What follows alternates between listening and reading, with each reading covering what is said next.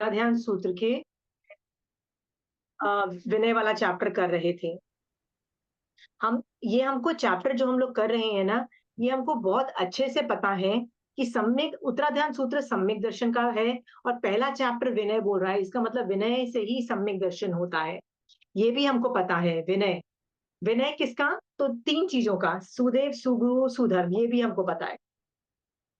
ये हमने टॉपिक इतनी बार कर लिया है, इसलिए मैं जानबूझ के इसको मैंने पिछली क्लास में भी और इस क्लास में भी कई चीजें मैंने ना उल्टी-सीधी बोली। जैसे मेरे को पिछली क्लास में मैंने ये पढ़ाया था कि मान लीजिए मुझे बहुत कषाय होता है ना कभी-कभी कोई दिन ऐसा होता है कि कषाय, नौ-कषाय या दूसरी चीज़ों का बहुत उदय रहता है।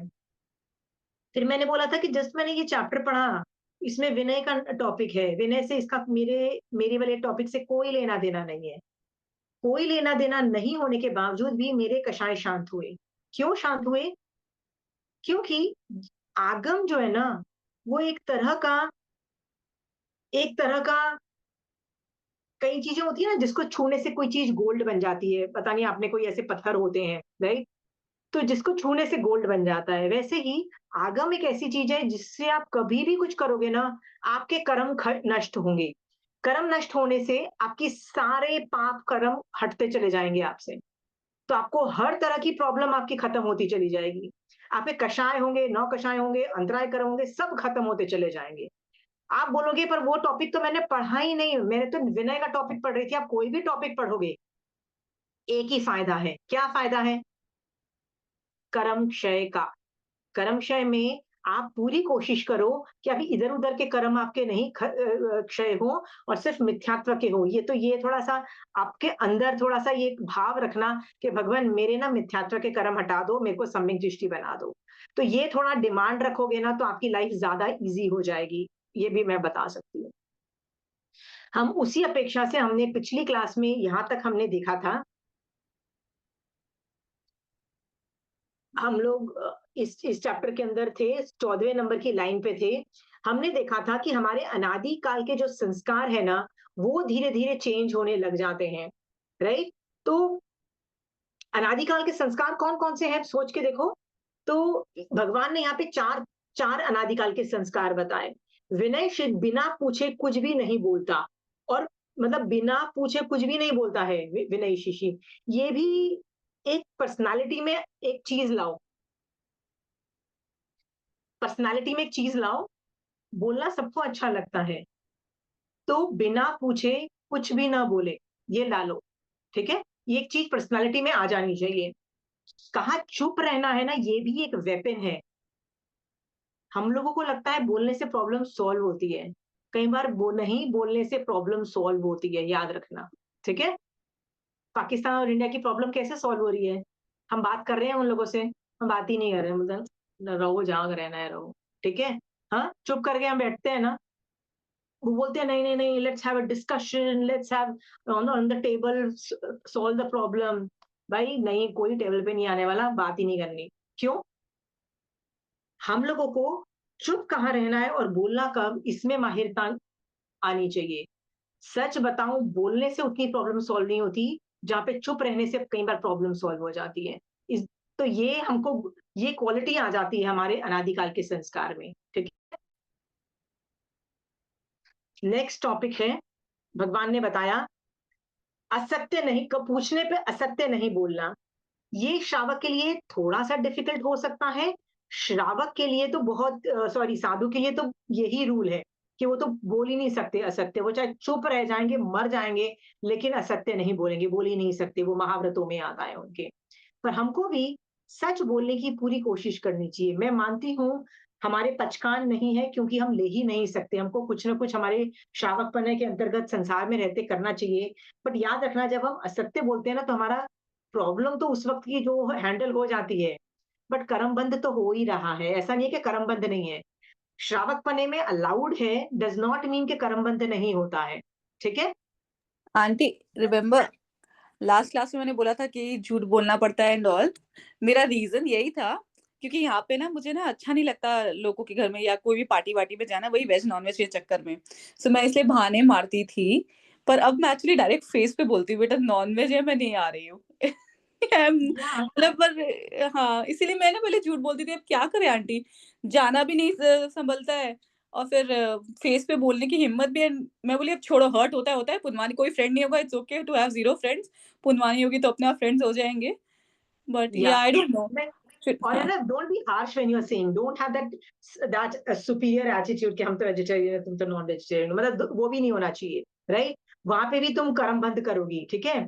ये बोलो कि यार इस तरह का एटीट्यूड करके, यार I would have love to come, यार I really like spending time and I really like partying, but मेरी ये प्रॉब्लम है कि वो नॉन वेजिटेरियन वेज इश्यूज है ना, सो यार डोंट वरी, विल पक्का मीट सम अदर टाइम, इस तरह से करके बात को घुमा दो, ठीक है? सो एक हम्बलनेस लाओ एक अंदर, ठीक है? सो वरना मान के अंदर भी ना हम बहुत कर्म बंद करके बैठते हैं, ठीक है? और झूठ क्यों बोलना जब ये फैक्चुअल इंफॉर्मेशन है? नहीं तो क्या होता है, सुनो, धीरे धीरे ना लोगों को पता लगने लगता है कि तुम झूठ बोल रहे हो। एक बार आदमी को पता लग जाए, मुझे यदि एक बार पता लग जाए ना सोनल कि तुम झूठ बोलती हो, फिर तो मुझे हर चीज पे तुम्हारे पे क्वेश्चन मार्क खड़ा कर दूंगी मैं। अरे ये बोल रही है ना, नहीं पेल रही होगी, झूठ बोल रही होगी, मुझे हमेशा क्वेश्चन मार्क खड़ा करेंगे। सोचो तुम्हारा करेक्टर, तुम्हारा चारित्र को ही मैं तुम्हारा बाजा बजा देती हूँ। ऑन द कॉन्ट्ररी, क्या करो, सच बोल दो, बोलो सच, उससे क्या होगा? डिप्लोमेटिकली अच्छे तरीके से हैंडल करके बोलोगे तो कर्मबंध भी नहीं होंगे, सामने वाले को भी पता लगेगा। यदि वो सचमुच तुमको बुलाना चाहता है ना, वो वेजिटेरियन खाना रखेगा। मैं तुम लोगों को कितने लोगों की बात बता सकती हूँ जो वेजिटेरियन खाना खाते हैं और नॉन वेजिटेरियन के साथ नहीं जाते हैं। आपको पता है, जो उनके बेस्ट फ्रेंड्स है ना, यदि वो चाहते हैं वो उनके उनके उनकी पार्टी में आए, तो वो लोग वेजिटेरियन जगह पे जाते हैं, वेजिटेरियन खाना ऑर्डर करते हैं, बोलते हैं हम वेजिटेरियन रहेंगे। पार्टी की तो बात है तो वेजिटेरियन बनते हैं, specially if they value you, ठीक है? यदि आपकी सचमुच वो व्रत है तो। नहीं तो वो जाते हैं और खाना नहीं खाते, जाके बैठे रहेंगे और बोलेंगे नहीं हम खाएंगे नहीं कुछ। सोचो, आई नो, हमारे एक स्कूल के ही ग्रुप था जिसके अंदर वो लड़की बैठी हुई है और कुछ नहीं खा रही है। मैंने बोला क्या हुआ? तो मुझे बोलती है कि आई एम अ जैन ना, मैं रात्रि भोजन त्याग है और मैं में, and I was so ashamed at my self कि देखो, ये अपने वैल्यूज नहीं छोड़ रही है, ये पार्टी में भी जा रही है, और भैया मेरा रात्रि भोजन त्याग है, मैं आई हूँ, सब कुछ है, पार्टी कर रही हूँ, सब कुछ कर रही हूँ, but I am not going to eat, खाना मैं नहीं खाऊंगी, खाना पीना मैंने कुछ नहीं होगा। तो ये भी कर सकते हो। आई एम जस्ट सेइंग, यदि तुम वैल्यू करोगे फ्रेंडशिप को तो वो भी वैल्यू करेंगे फ्रेंडशिप को। आगे जाके वो भी शायद share and वेजिटेरियन जगह पे जाएंगे, ठीक है? we had a neighbor who was Muslim word and Shobha ji,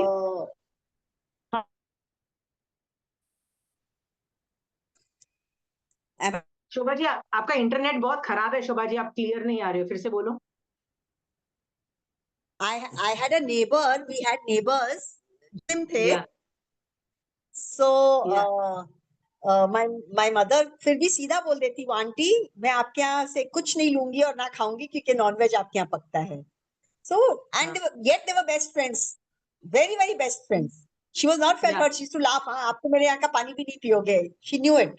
She understood. She also accepted. They also. Friendship is never about food. हम लोगों को we have made it about food, friendship and get togethers, it's never about food, it's standing by a person when they need you. And friendship is all about, हम तेरे को strong करना चाहते हैं, मैं तेरे को कैसे आगे बढ़ना चाहती हूँ, मैं किसको फ्रेंड समझू? जो चाहता है कि मैं आगे बढ़ूं, जो स्ट्रांग बनूं और यदि प्रॉब्लम में हूं तो निकल जाऊं, और जो वो चाहती है कि मैं अलग अलग डायमेंशन में ग्रो हूं, वो मेरी बेस्ट फ्रेंड है। वो मेरी बेस्ट फ्रेंड नहीं है जो मेरे घर आके खाती है और मैं उसके घर जाके खाती हूँ। Friendship is never about food, please सोच के देखना। It's always about let me make you strong, you make me strong, let's invest in each other, let's all become great, ठीक है? सो Shobha ji, I am super happy कि किसी में आप लोग, आपकी मम्मी में ये कैपेबिलिटीज थी। आई एम श्योर आप में इतनी कैपेबिलिटीज नहीं होगी, राइट? हाँ, बट सोनल कर रही है, जितने भी कर रहे हैं ना, मैं तो बोलती हूँ अरे रहो, इसमें झूठ बोलने की कोई जरूरत नहीं है, अपनी सच्चाई बता दो और अच्छे प्यार से बोलो, हम्बल तरीके से बोलो, कुछ बुरी नहीं यार। इनकी दीदी, मेरी फास्ट फ्रेंड वो भी नॉन वेजिटेरियन थे, सरदार थे। तो मैं भी उसके घर में कभी कुछ नहीं, जाते थे लेकिन कभी खाना नहीं, इवन कि पानी भी नहीं मैं पीती थी उसके घर में। तो जब उसकी शादी हुई ना, वो राधा स्वामी परिवार में हुई, तब उसका मेरे को फोन आया कि अब तो मेरे ससुराल में खा सकती है, अब उसके घर जाती हूँ तो उसके घर में खा सकती हूँ मैं, इधर नहीं खाते थे। Very good very good. या उसको बोलना था तू अमृत चख ले, क्योंकि जो सरदार जो अमृत चखे हुए होते हैं ना, वो प्योर वेजिटेरियन होते हैं। नहीं, दे पर आर वो जैन खुद आर तो खाते हैं। हाँ, खुद वो खाते हैं, लेकिन उनके घर में नहीं उधर चलता था। अच्छा, ससुराल में नहीं ठीक। चलता था। हाँ, हाँ, गुड गुड गुड। देखो पुण्यशाली जीव है जो ऐसी फैमिली में गई है कि जहाँ पे वेजिटेरियन फैमिली में, बहुत कम लोग ऐसे पुण्यशाली जीव होते हैं कि जो नॉन वेजिटेरियन में पैदा होके वेजिटेरियन खाने वाली फैमिली में जाए। सुपर पुण्यशाली जीव। ठीक है। एनीवे, हम लोग अनादिकाल के संस्कार की चेंजिंग की यहाँ पे बातें कर रहे थे। इस लाइन के अंदर हमने देखा था तीसरी चीज था, क्रोध उत्पन्न हो जाए तो उसका अशुभ फल सोचकर उसे असत्य अथवा निष्फल कर दे।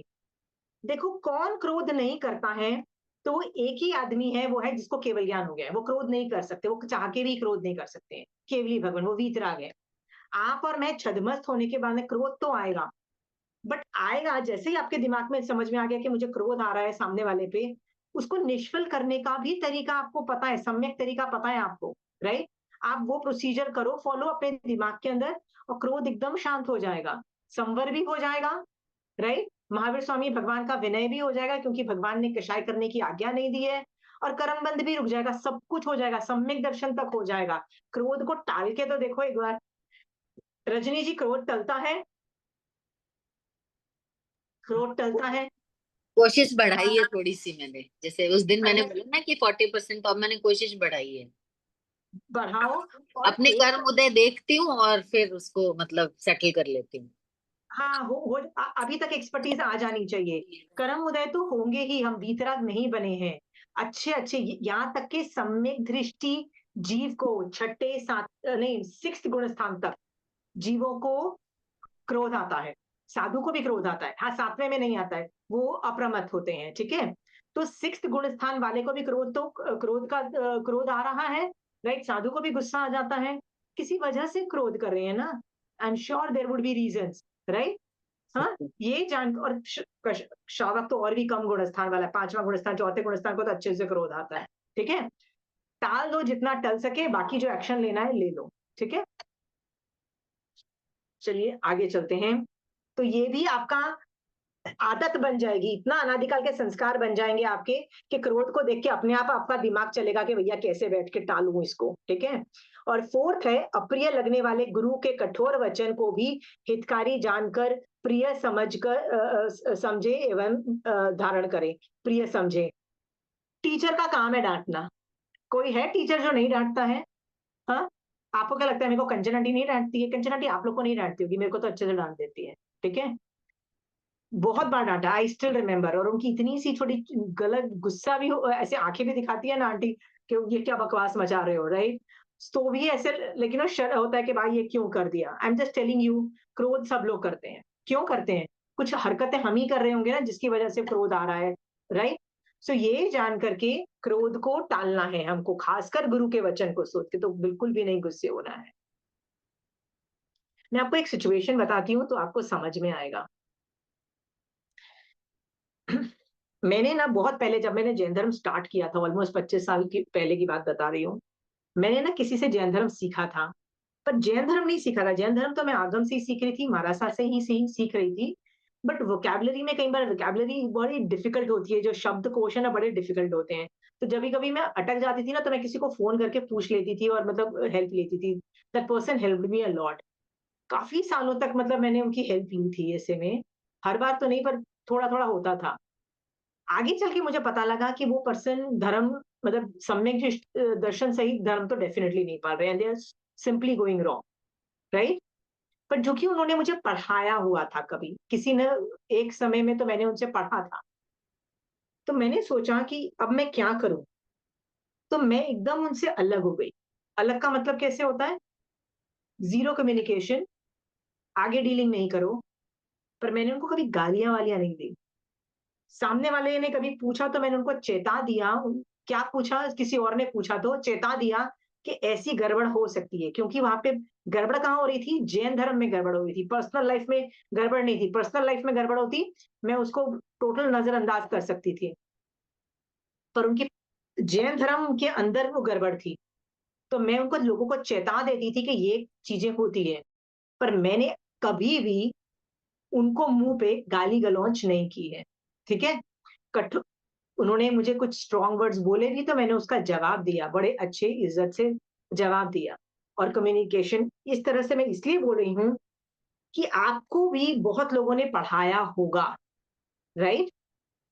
कभी कुछ गलती करें तो ये नॉर्मल है, छद्मस्त अवस्था है। कभी कोई कठोर हो जाए, कभी कोई कुछ हो जाए, बिल्कुल क्रोध नहीं करना है, बिल्कुल नहीं करना है। Worst come worst, I am telling you, Kanchan aunty की यदि पर्सनल लाइफ में मुझे प्रॉब्लम दिखे, तो मेरा कोई हक नहीं बनता है मैं उनको बोलूं कि आप तो गलत हो। याद रखना, personal life is not my domain.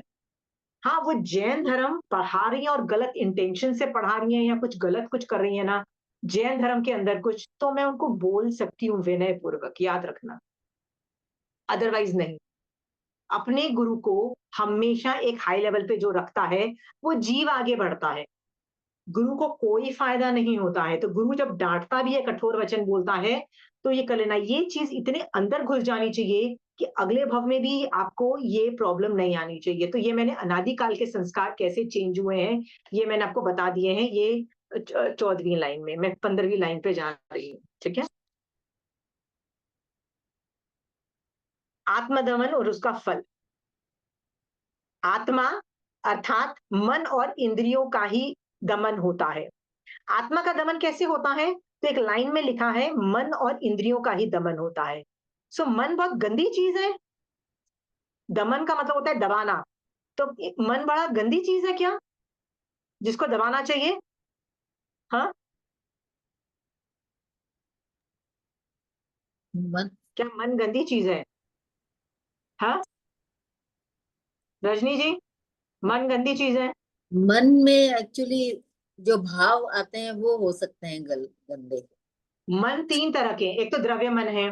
एक द्रव्य भाव मन तो बहुत अच्छी चीज है, बहुत कम लोग द्रव्य मन ले सकते हैं। कौन द्रव्य मन ले सकता है, बताइए? द्रव्य मन सिर्फ संगी जीव ले सकते हैं, याद है? तो मैं ही, आप और मैं संगी जीव है, इसलिए हम लोग मनोवरगणा के पुद्गल ले रहे हैं, हाँ चिंतन मनन करके उनको छोड़ रहे हैं। एकेंद्रिय से लेके चौरेंद्रिय, क्या बहुत सारे पंचेंद्रिय जीव भी नहीं नहीं ले ले पा रहे हैं मन। तो बेसिकली द्रव्य मन अच्छी चीज है, जो आदमी ले पाता है, तो इंद्रिय उसकी एडवांस, तो वो भी एक अच्छी चीज है, इतनी उसको नेगेटिव में नहीं डाला जाता है, ठीक है। अभी भाव मन दो तरीके का है, एक तो पॉजिटिव है और एक नेगेटिव है। पॉजिटिव मन कैसा है? क्षयोक्षम रूप है, कर्मों का क्षयोक्षम रूप है। जैसे मेरा मन कर रहा है मैं सामायिक करूं, तो ये क्षयोक्षम रूप है। मेरा मन कर रहा है कि मुझे इसने कुछ भी गंदा बोल दिया, पर मैं इस पे क्रोध नहीं करूं, इसको क्षमा कर दूं। होता है ना कई बार, ये मन करता है ना ऐसा, तो ये क्षयोक्षम रूप जो होता है ना, कर्म उदय का जो क्षयोक्षम रूप होता है ना, उसको पॉजिटिव मन बोलते हैं। ये भी आपको पता है सबको? हाँ, मेरे यदि ज्ञान, मैं विनय कर रही हूं, तो मेरा ज्ञानावर्णी कर्म का क्षयोक्षम की वजह से मेरा मन करेगा कि यार ये टॉपिक पढ़ूं और समझ आ गया, ओहो मेरे को तो समझ आ गया, मैं महावीर स्वामी भगवान को और अप्रिशिएट करूं। ये भी क्षयोक्षम रूप मन है। तो ये पॉजिटिव मन है, ठीक है। पॉजिटिव मन बहुत तरीके का होता है। मन हमको बहुत इंफॉर्मेशन देता है। आपका मन करता है ना खाना खाने का? कब करता है मन खाना खाने का? जब भूख आपको लगती भूख है। लगी होती है, 3-4 घंटे हो गए होते हैं, मन करता है यार लंच करो, है ना। तो जब आपका मन करता है करने का, ये सारे पॉजिटिव मन है, ठीक है। मन आपको हेल्प करता है, ठीक है।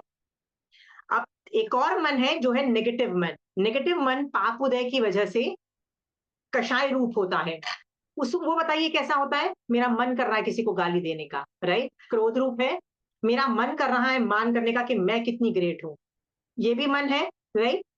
सो यहाँ पे ऐसे नेगेटिव मन बहुत सारे हैं। मेरा मन कर रहा है कि आपसे सारे पैसे ले लूं, मेरा मन कर रहा है आपका बुरा कर दूं, माया करूं, झूठ बोलूं, सब कुछ करूं, ये नेगेटिव मन है। तो 3 तरह के मन समझ में आ गए हैं। हाँ, पहला मन कौन सा था?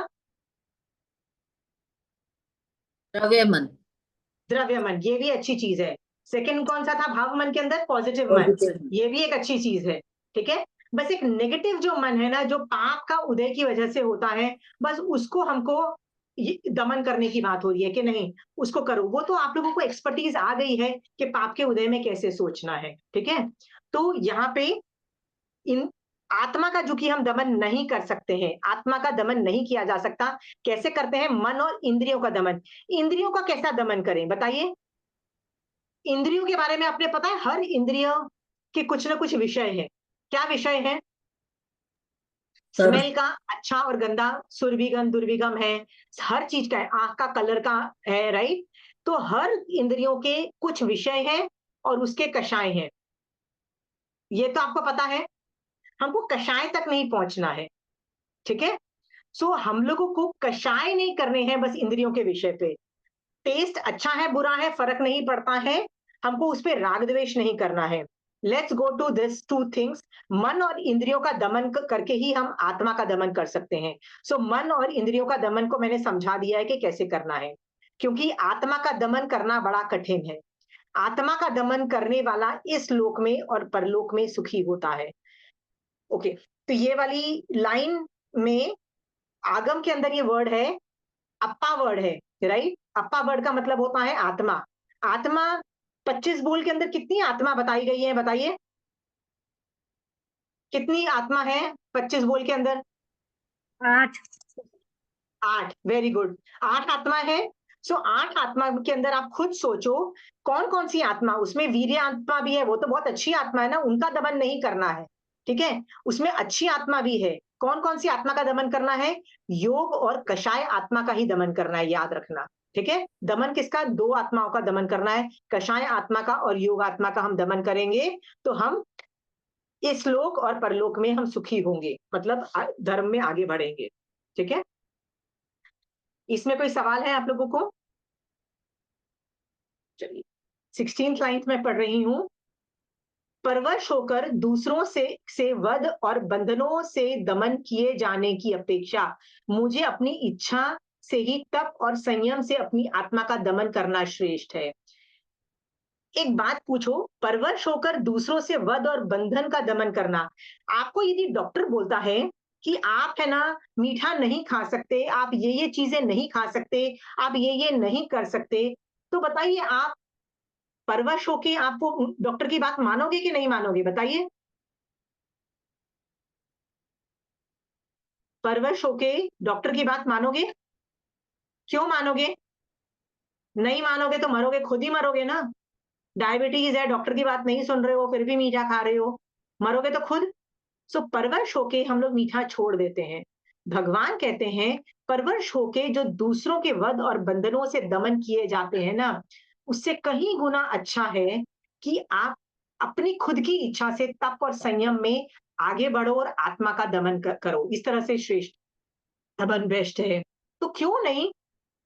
मुझे पता है हम लोग सब अमीर हैं, सबके पास खाने को सब कुछ है, मिठाई की तो कमी नहीं है ना? सबके पास बहुत खाने को है।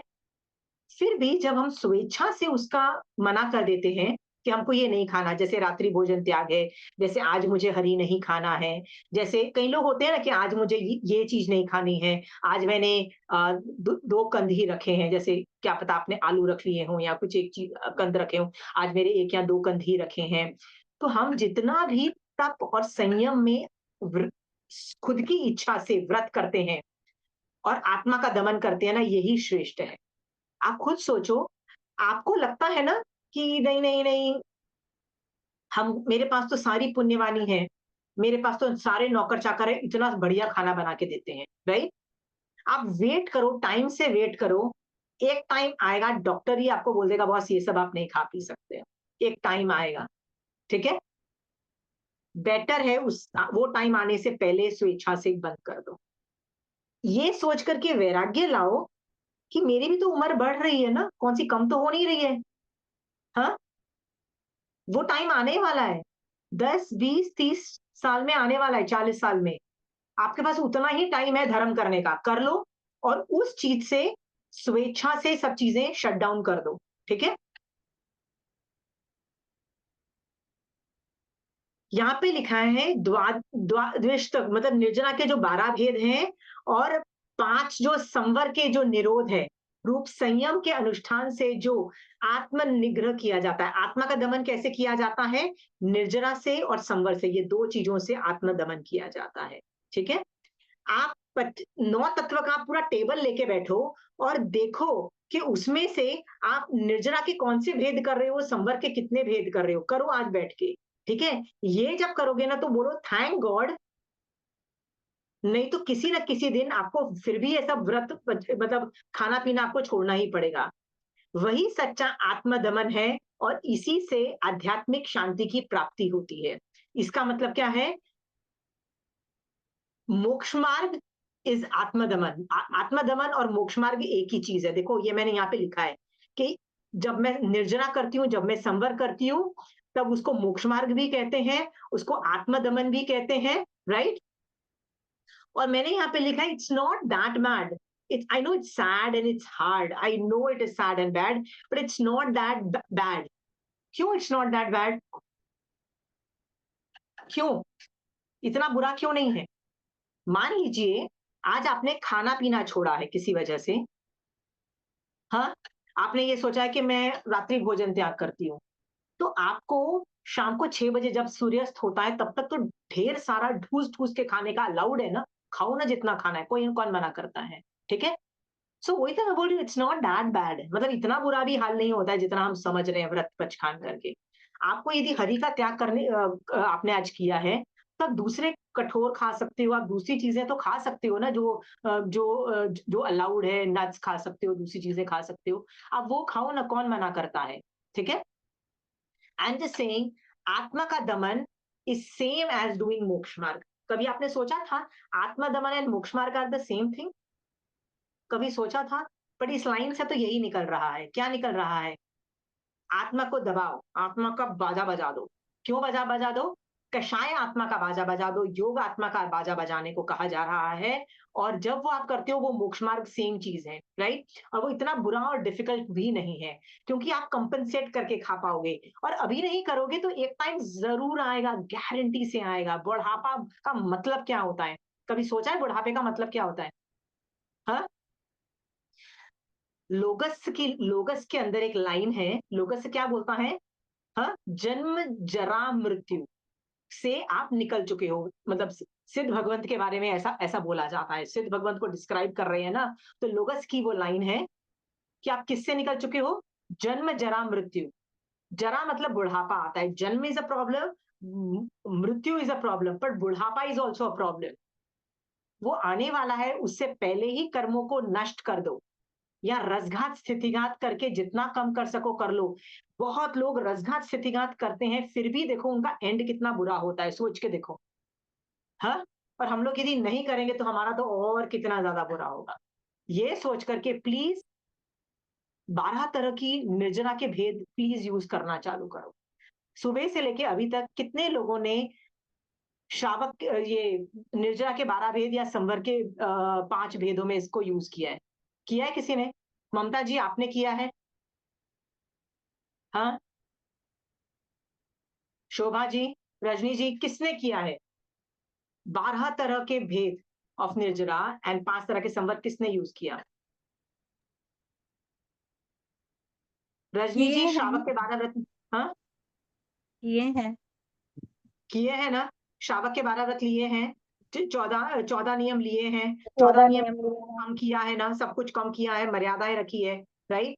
सोचो ये 12 तरह के उणोदरी के अंदर गिनो या किसी के अंदर भी गिनो, ठीक है? पर ये 12 तरह के निर्जरा मैं कर रही हूँ, मैं आत्मा का दमन कर रही हूँ, मैं मोक्ष मार्ग कर रही हूँ, और चूंकि मैं मोक्ष मार्ग कर रही हूँ, मेरे को सम्यक दर्शन भी हो रहा है और मुझे मोक्ष भी होगा, ठीक है? इस तरह का पूर्ण विश्वास रखो, क्योंकि यही तरीका भगवान ने बताया है, ठीक है? चलिए नेक्स्ट लाइन करते हैं। इस पे कोई सवाल है आपको? नेक्स्ट लाइन है,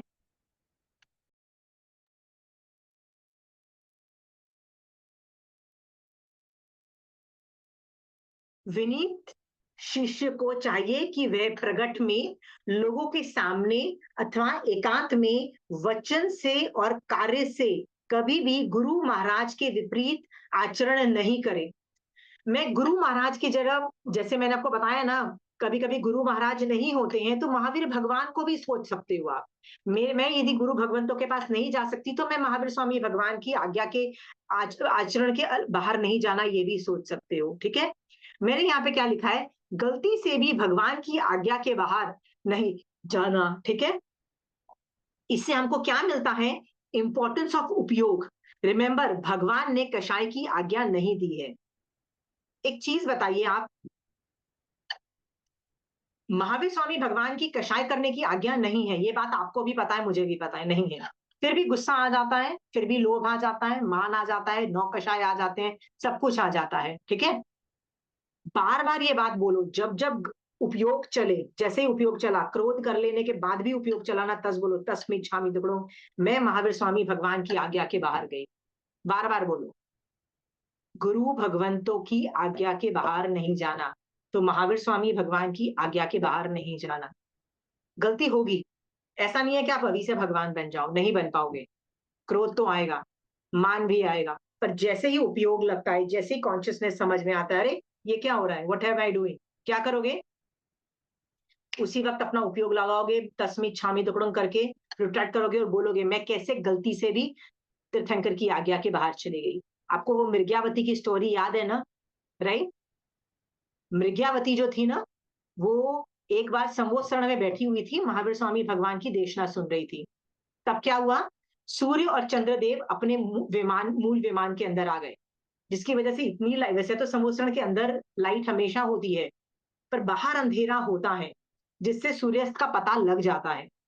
बट लाइट, उस विमानों की वजह से जब नहीं पता लगी लाइट के बारे में, तो मृग्यावती वहीं रह गई। बाकी सब उठ के, चंदनबाला, बाकी सारी साध्वियां उठ के चली गई। जब मृग्यावती को होश आया, जब वो भाग के वापस गई, कहाँ पे गई? आश्रम में गई। उसको उसकी गुरुनी ने डांट तो पड़नी थी, गलती की है, डांट तो पड़ेगी, राइट? उसने क्या जवाब दिया? गलती से भी मैंने कैसे गलती कर दी, ऐसा बोल के वो अपनी गुरुनी के पैरों में गिर के रो रही है। और इस बात से उसको केवल ज्ञान उत्पन्न हुआ, मृग्यावती को। चंदनबाला को केवल ज्ञान नहीं है, गुरु को केवल ज्ञान नहीं है, शिष्य को केवल ज्ञान हो जाता है। क्यों हो जाता है? क्यों शिष्य को हो रहा है केवल ज्ञान? क्योंकि वो तीर्थंकर की आज्ञा में रहना चाहता है।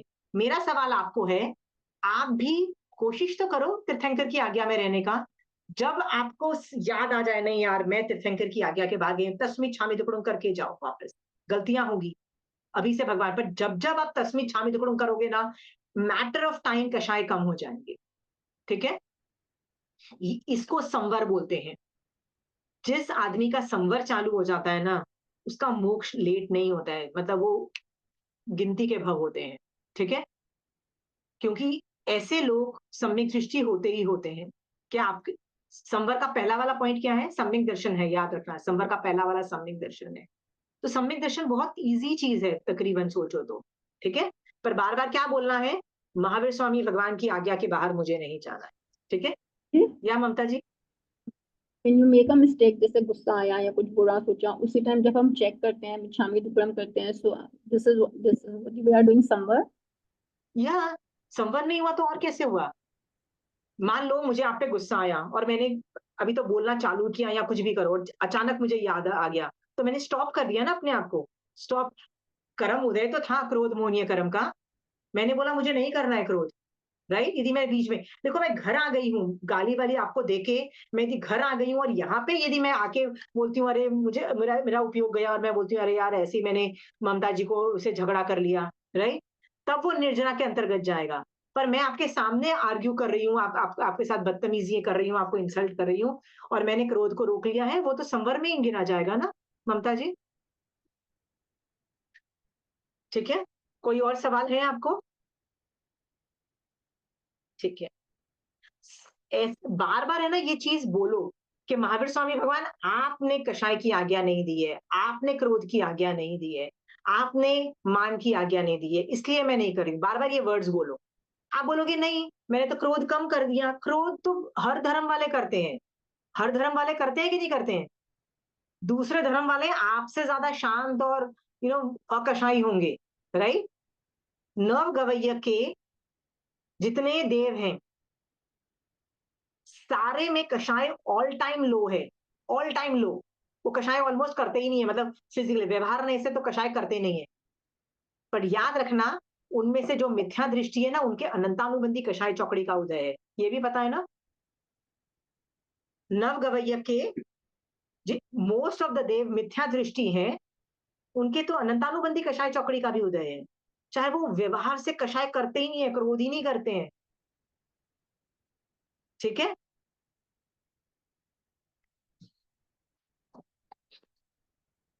चलिए नेक्स्ट लाइन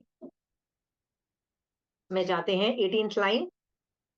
विनीत शिष्य को चाहिए कि वे आचार्य महाराज के लगता हुआ पास में बैठकर बराबर न बैठे, उनके आगे भी न बैठे और पीछे भी अविनीत पने से न बैठे, और गुरु महाराज के इतना निकट भी न बैठे कि अपनी जंघा से उनकी जंघा का स्पर्श हो, अर्थात उनके शरीर का स्पर्श हो।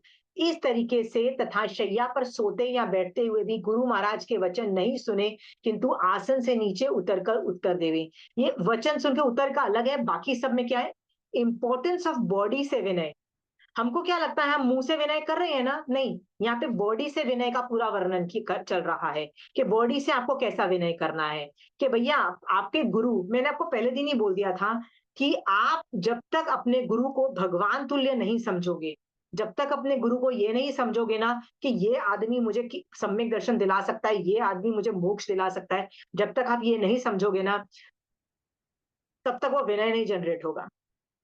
तब तक आप उसको एक अलग लेवल पे नहीं समझोगे। तब तक आपको क्या लगेगा, यार ये तो मेरा फ्रेंड है यार, ये तो मुझे लगेगा कंचन आंटी क्या है, मेरी फ्रेंड है यार, मेरे को हर जगह हेल्प कर देती है, she is nice to me, मुझे लगेगा वो मेरी इक्वल है। होता है ना, इक्वल्स भी हमको समझते हैं, it's they are not equals, समझ में प्लीज घुसेड़ो। ठीक है, जब तक आपको लगेगा कि मेरे गुरु मुझे सम्यक दर्शन करा सकते हैं, मुझे मोक्ष करा सकते हैं। मास्तु ऋषि के ये लाइंस थी, क्या थी? एक बेकार सी लाइन आपको जो याद नहीं कर सकता था, ऐसा आदमी को ने क्या सोचा, मेरे गुरु ग्रेट है, राइट? मेरे गुरु क्यों ग्रेट है? मेरे हिसाब से मेरे को एक लाइन दी है, इससे मैं जरूर मोक्ष पा जाऊंगा, इससे मैं जरूर, मतलब अपने गुरु को बोल रहा है कि आपने पूरा इंतजाम कर लिया मेरे मोक्ष जाने का, I am sure about it and I trust you. श्रद्धा है ना, right? There is a level difference, please maintain that level difference. Body से यहाँ पे समझाया जा रहा है कि उनके टच करके मत बैठो, उनको जब उनके साथ सोते हो तो उनको टच करके नहीं सोना, उनकी असाधना ना हो जाए, किस तरह से बैठो तो इस तरह से स्पर्श ना हो जाए, मतलब गंदे तरीके से किसी भी तरह से नहीं हो जाए। और दूसरा काया से बोला जा रहा है, गुरु महाराज के वचन नहीं मतलब सुने, किंतु आसन से नीचे उतर कर उत्तर दो। हमको लगता है ना कि बैठ के जवाब देने में क्या जाता है, जब आप अपने आसन से उतर के विनय करके जवाब दोगे, चाहे छोटा सा जवाब होगा, आपका विनय तो जनरेट होगा ना। विनय से क्या होता है? सम्यक दर्शन की स्पर्शना होती है, याद रखना। ठीक है, हमको विनय चाहिए, राइट? और विनय में भी रसायन चाहिए। आप इतना भी विनय कर सकते हो, इतना भी विनय कर सकते हो, फर्क क्या क्या है रसायन का। मास्तु ऋषि में कितना रसायन था, सोच के देखो, किस हाई लेवल का विनय था ना, राइट? मृग्यावती में किस लेवल का विनय था, सोच के देखो, हाई लेवल का था ना, है ना? और हम भी रोज सुबह विनय करते हैं। आपने भी सुबह समाय की होगी ना रजनी जी, है ना? तिक्कतों के बाद से वंदना की, जी राइट? आई एम 100% श्योर, यदि एक समय का आप करते हो, तिक्कतों के पाद से वंदना की, लोगस की, पूज्यसनम की, ये सब पूरा एक समय, पूरी मैंने बोला है ना, सिर्फ विनय की होनी चाहिए, किसी के न किसी के प्रति विनय, कभी सुदेव, कभी सुगुरु, कभी सुधर्म, किसी के प्रति विनय जो करता है, ऐसा हो नहीं सकता कि सम्यक दर्शन न स्पर्शे। पर उसमें जरूरत क्या है रजनी जी? रसायन की। मोर द रसायन, भाव ही और खींचने हैं निर्जरा। ना आपको, राइट? भाव ज्यादा खींचोगे तो ज्यादा निर्जरा, कम और आप ऐसे ही करोगे, अरे यार मैंने तो रोज सोचा है कि रोज एक पुचिसनम करना है, रोज 4 लोगों से करने हैं, ऐसा करोगे तो फिर वो तो बॉडी से ही विनय होगा, निर्जरा इतनी होगी, होगी तो सही, इतनी होगी। The difference between this much Vinay and this much Vinay is रसायन। रसायन लाओ। आप मुझे केवल ज्ञान करा सकते हो, आप मुझे सम्यक दर्शन दे सकते हो, आप मुझे तार सकते हो। ठीक है, लेट्स डू दैट। ओके, और एक और भी चीज इसमें मैं बोलना भूल गई, ये बॉडी से जो विनय के बारे में जो मैं बात बता रही हूँ ना, ये तब तक ही हो सकता है जब तक आपका बॉडी स्ट्रांग है, राइट? तो शोभा जी, ममता जी, आपका बॉडी अभी तो बिल्कुल चल रहा है, तो आराम से तिक्कतों के पाठ से वंदना कर रहे हो, it's a matter of time, पता भी नहीं लगेगा, 20 साल बीत जाएंगे और आपका बॉडी क्या बोलेगा, भैया अभी उठ बैठ के तिख तो नहीं होगा, अब कैसे होगा, चेयर पे बैठ के हम तिख तो करेंगे, फिर ऐसे आप तिख तो करोगे। समझ में आया? मैं ये नहीं कह रही हूँ वो गलत है, बिल्कुल सही है, जो कैपेसिटी नहीं है आप मत करो, कोई खड़े होने की जरूरत नहीं है, उठक बैठक करने की जरूरत नहीं है जिसमें कैपेसिटी नहीं है, पर मैं उन लोगों के लिए बोल रही हूँ जो कर सकते हैं। आप में दम है ना ममता जी, अभी तो दम है ना? हाँ आए हुए थे ना, तो हाँ आए हुए थे हाँ प्रवचन में भी कभी कभी ऐसे होता था, I was the only one जो उठ बैठ के कर रहा होता था। आई यूज्ड टू लव कि जितना मैं कर सकूं इन लोगों को, अभी जितनी देर यहाँ पे है, तो दैट वाज समथिंग नाइस। हाँ। और यही टाइम है, जब तक बॉडी ठीक है ना, बॉडी को यूज करो ना मोक्ष में जाने के लिए, कर दो ना, बॉडी से विनय कर दो ना, क्योंकि एक टाइम आने वाला है जब आप नहीं कर पाओगे, गारंटी नहीं कर पाओगे। With in by your 70-80s में जाओगे, 80s के बाद किसकी हालत होती है वंदना करने की, बताइए? हाँ, बहुत कम लोग रह जाते हैं 80 के बाद विनय करने की। ठीक है, 70s में ही आजकल हमारा हमारा बस हो रही है। ठीक है, ये जान करके यदि बॉडी ठीक है अभी, वंदना करो, प्लीज वंदना करो। हाँ, नहीं कर सकते, आई अंडरस्टैंड, कोई मनाही नहीं है, फिर तो प्लीज, यदि नहीं है कैपेसिटी, मैं बोलती हूँ कुर्सी पे बैठ के करो, आपका विनय माना जाएगा, क्योंकि मन से विनय तो कर ही रही हो ना, वचन से विनय तो कर ही रही हो ना, बॉडी से नहीं हो पा रहा है। पर जब तक बॉडी स्ट्रांग है, चल रहा है, काम आता है, उसको लगाओ निर्जरा में। ठीक है, नेक्स्ट लाइन पढ़ी जा रही है, विनीत साधु पलाठी मारकर अथवा पक्षपिंड करके न बैठे और गुरु महाराज के सामने पांव पसार कर भी नहीं बैठे। ये बेसिकली कई मुद्राएं के बारे में वर्णन आ रहा है कि ये विनय मुद्रा है, ये विनय मुद्रा नहीं है। आपको पता है जितने गणधर थे तीर्थंकर भगवान के संगोचरण में कौन सी मुद्रा में बैठते थे? विनय मुद्रा में। विनय मुद्रा क्या होता है? जैसे हम नमुथुनम करते हैं ना, हाँ, उसका दूसरा पैर ऊंचा करके बैठना वो विनय मुद्रा है, राइट? नमुथुनम जब हम करते हैं, वो कौन करता था ओरिजिनली? पहले देवलोक के इंद्र शकेंद्र महाराज, जब उनको अवधि ज्ञान से वो जानते हैं कि हमको तीर्थंकर या किसी को देखते हैं, राइट, तो अपने सिंहासन से उतर के मुकुट साइड में रख के 10, 7, 8 कदम आगे चल के जमीन पे बैठ के एक पैर ऊंचा करके, हाथ ऐसे करके, मतलब हाथ भी टिल्टेड होते हैं, हेड भी टिल्टेड होता है, राइट? टिल्ट करके क्या कर रहे हैं? वो भी तो विनय कर रहे हैं ना। हाँ, ये सब है ना, मुद्राएं बता रहा है कि ये मुद्राएं विनय की मुद्राएं हैं, प्लीज कर लो। ठीक है, तो यहाँ पे ये बताया जा रहा है कि ये विनय की मुद्रा नहीं है कि पलाठी मार के आराम से बैठे हैं। ठीक है, ये बहुत डिफिकल्ट हो जाता है हम जैसे लोगों के लिए। हम लोग को तो एवरी 2 या 3 मिनट व्याख्यान में भी बैठे हों तो हमारा बस कभी पैर इधर से उधर करते हैं, कभी पैर इधर से उधर करते हैं। देखा है ना हमारा बॉडी का क्या हाल होता है। और मारा सा भी बैठे होते हैं स्टेज पे, मतलब जहाँ पे पूरा 1 घंटा लगातार वो उसी पोजीशन पे बैठे होते हैं, चाहे उनको व्याख्यान देना हो। कई व्याख्यान महाराज साहब नहीं दे रहे होते, साइड में बैठे होते हैं, तो भी वो वैसे वैसे बैठे होते हैं। और तब तक तो मैं 10 बार चेंजेस कर चुकी होती हूँ पैरों की, होता है ना। तो कहते हैं कि ये बॉडी की स्थिरता, बॉडी की स्ट्रेंथ और ये सब चीजें मायने रखती है। बॉडी जब तक स्ट्रांग है ना, आप काई की विनय कर पाते हो, उसके बाद वो भी नहीं होगा। तो यहाँ पे विनय और अभिनय की बॉडी से की अपेक्षा समझाया जा रहा है। अब बॉडी कायिक विनय के बाद अभी वचन विनय के बारे में समझाया जा रहा है कि वचन से कैसे विनय करें। आचार्य महाराज द्वारा बुलाए जाने पर विनीत शिष्य को चाहिए कि वह कभी भी चुपचाप बैठा न रहे, किंतु गुरु की कृपा चाहने वाला मोक्षार्थी साधु सदैव गुरु महाराज के समीप विनय के साथ उपस्थित हो गए। यानी पता भी लग जाए ना कि गुरु बुलाना चाहता है, खट से उठे और गुरु के पास चला जाए। हाँ, मान लीजिए आप बोलते हो कि यार इतना बार बार उठ के गुरु महाराज के पास जाओ, इतना जाओ, यार मन से मैं विनय कर रही हूँ, इनफ है ना, मन से तो विनय कर रही हूँ, क्यों मैं बॉडी से भी करूं?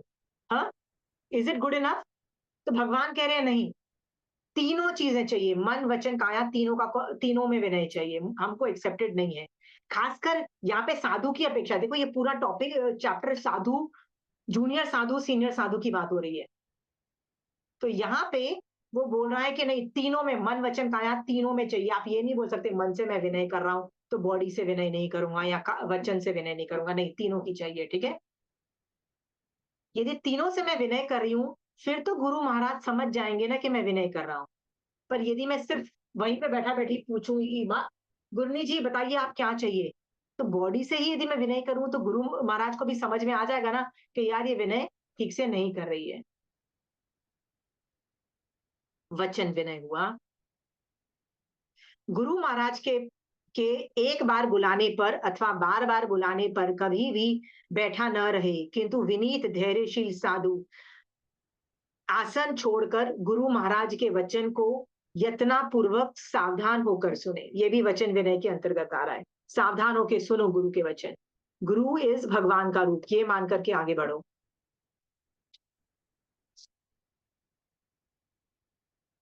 नेक्स्ट लाइन है, गुरु महाराज को चाहिए कि इस प्रकार विनय से युक्त शिष्य के पूछने पर सूत्र और सूत्रार्थ दोनों जैसे गुरु महाराज से सुने हो उसी प्रकार कहे। यहाँ पे ड्यूटीज ऑफ अ टीचर, मतलब गुरु की क्या ड्यूटीज है वो बताया जा रहा है। ऐसा नहीं है कि विनय किसको करना है, शिष्य को करना है। टीचर की क्या ड्यूटीज है ये भी बताई जा रही है। ठीक है, तो गुरु की भी रिस्पॉन्सिबिलिटी है। हम ये कभी नहीं बोल रहे हैं गुरु की रिस्पॉन्सिबिलिटीज नहीं है। Both parties gets their own set of duty on the teaching table. हाँ, check, are you doing your side of the duty, right. आप यदि टीचर हो तो देखो क्या मैं वही लहजा रख रही हूँ कि जैसे मैंने अपने गुरु से सुना है वैसा मैं पढ़ा रही हूँ, क्या मैं वैसे ही गुरु मैं भी विनय कर रही हूँ कि नहीं कर रही हूँ। एक ये रखना है। मैंने आपको एक बार पहले पढ़ाया हुआ है कि जब हम एक शिष्य पढ़ रहा है और गुरु पढ़ा रहा है, सब लोग कुछ ना कुछ टेबल पे लेके आ रहे हैं जिससे अच्छे से मैक्सिमम आउटपुट हो। क्या क्या चीजें आ रही है, तो शिष्य में तो समझ में आ गया कि विनय चाहिए और अटेंशन चाहिए, बहुत कुछ चाहिए। पर टीचर का यहाँ पे बताया जा रहा है कि टीचर की भी रिस्पॉन्सिबिलिटीज है। क्या रिस्पॉन्सिबिलिटीज है कि वो भी विनय से, अपने गुरु से जो सीखा है विनय से, अपने शिष्यों को अपनी पूरी रिस्पॉन्सिबिलिटी से पढ़ाए। ठीक है, उसमें भी हम भेदभाव करते हैं क्या, राग द्वेष करते हैं टीचर्स को भी तो राग द्वेष होता है ना। कभी सोचा था जब स्कूल में हमारे टीचर्स थे बहुत पार्शियलिटी करते थे, किसी को प्यार करते थे किसी को प्यार नहीं करते थे, देखा था। हमारे टीचर्स तो बहुत ऐसे करते थे, हमको दिख भी जाता था। अभी जैनिज्म के अंदर आने के बाद ये सब मत करना। आप, आई एम श्योर रजनी जी, आप भी लोगों को पढ़ाते होगे, सब लोग आप लोगों को पढ़ाते होगे। आप लोग को राग द्वेष नहीं करना है किसी के साथ। ठीक है, और प्यार से सब लोगों की कैपेबिलिटीज अलग अलग होती हैं। नेक्स्ट है वचन शुद्धि। साधु सदा झूठ का सभी प्रकार से त्याग करे। झूठ तो बोल ही नहीं सकता है साधु। ठीक है, और निश्चय कारिणी भाषा न बोले। निश्चय कारिणी भाषा क्या बोला जाता है, आपने देखा होगा महाराज से कुछ पूछो ना कि महाराज साहब मैं 2 बजे आऊं, आप मुझे ये थोड़ा पढ़ा दोगे या ये आगम सिखा दोगे, तो महाराज साहब कैसी भाषा बोलेंगे, हाँ या ना में जवाब नहीं देंगे। ये निश्चयकारी भाषा होगी। निश्चयकारी का मतलब हाँ मैं पढ़ा दूंगी।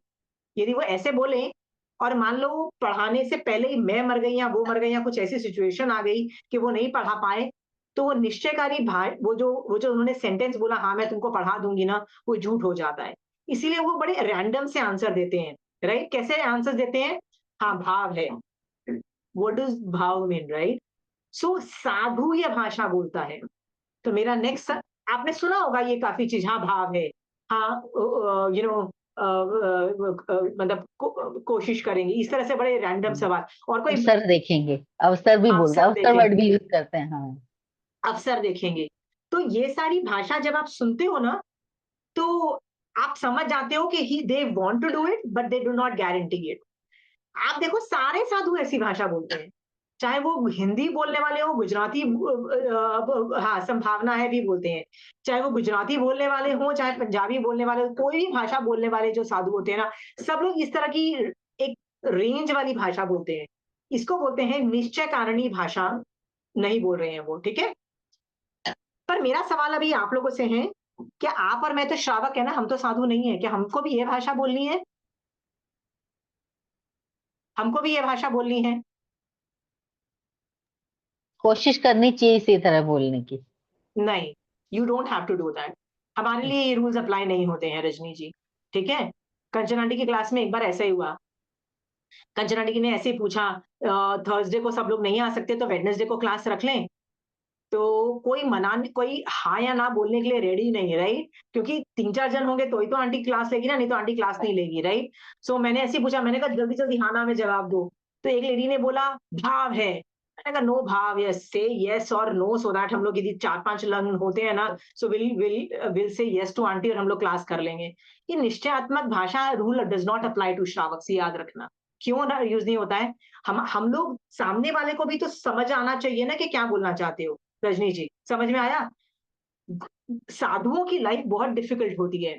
मान लो एक साधु ने रजनी जी आपको प्रॉमिस कर दिया कि हाँ, मैं 2 बजे तुमको एक थोकड़ा सिखाऊँगी, मान लो प्रॉमिस कर दिया, राइट? और उस वक़्त उसकी गुरुनी ने बोला नहीं, अभी तुम ये नहीं करोगी, अभी तुम बर्तन धोने का काम करोगी या तुम गोचरी का काम करोगी, तो वो किसकी बात मानेगी? आपको जो प्रॉमिस दिया है वो बात मानेगी कि अपनी गुरुनी की बात मानेगी? गुरुनी की मानेगी। हाँ, तो इसलिए बोलती हूँ ना, साधुओं में ये बहुत कॉम्प्लिकेशंस हैं कि उनके program is dependent on the guru. And their programs are dependent on 20 other things. Everything is a priority. And याद रखना, teaching a श्रावक is the last priority of a sadhu. सबसे कम प्रायोरिटी किसको मिलती है? टीचिंग अ श्रावक।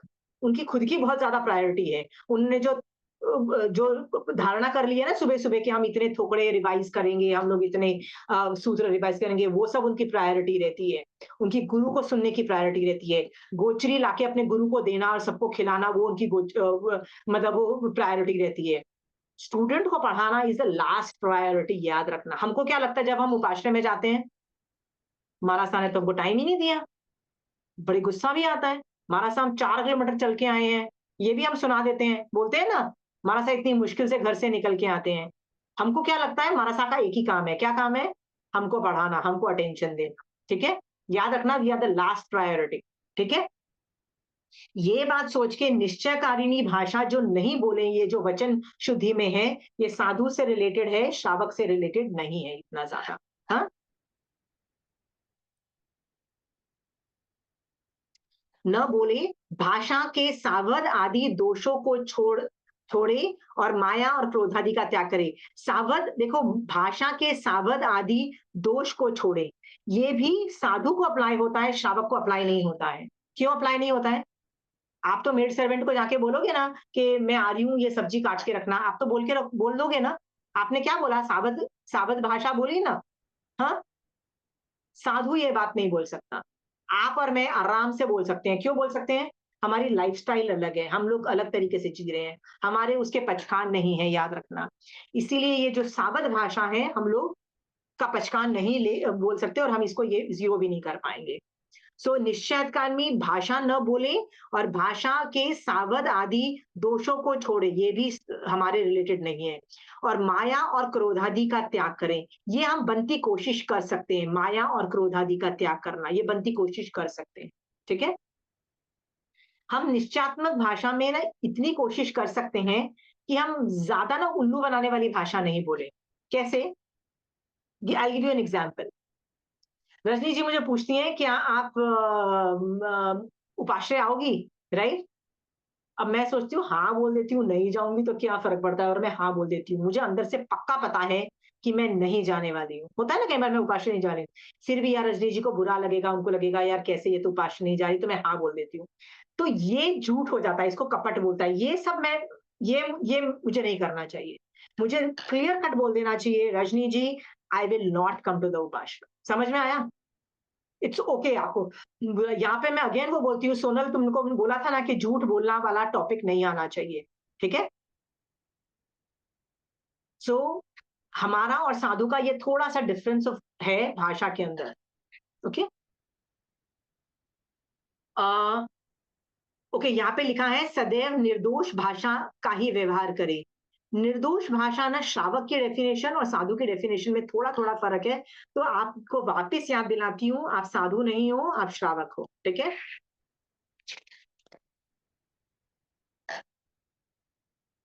इसमें ना 2-3 लाइन और इंटरेस्टिंग थी। सर्व प्रयोजन सावध भाषा न बोले।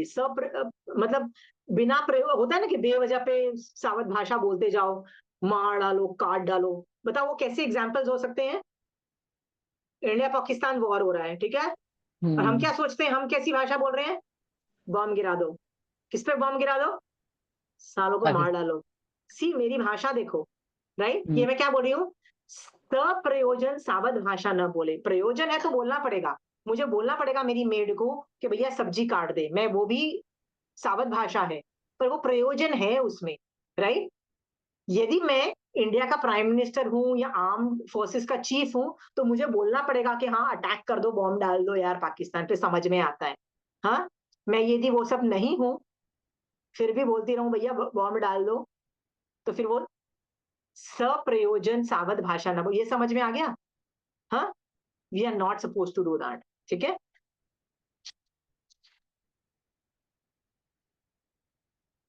निरर्थक वचन न कहें। व्हाट इज निरर्थक?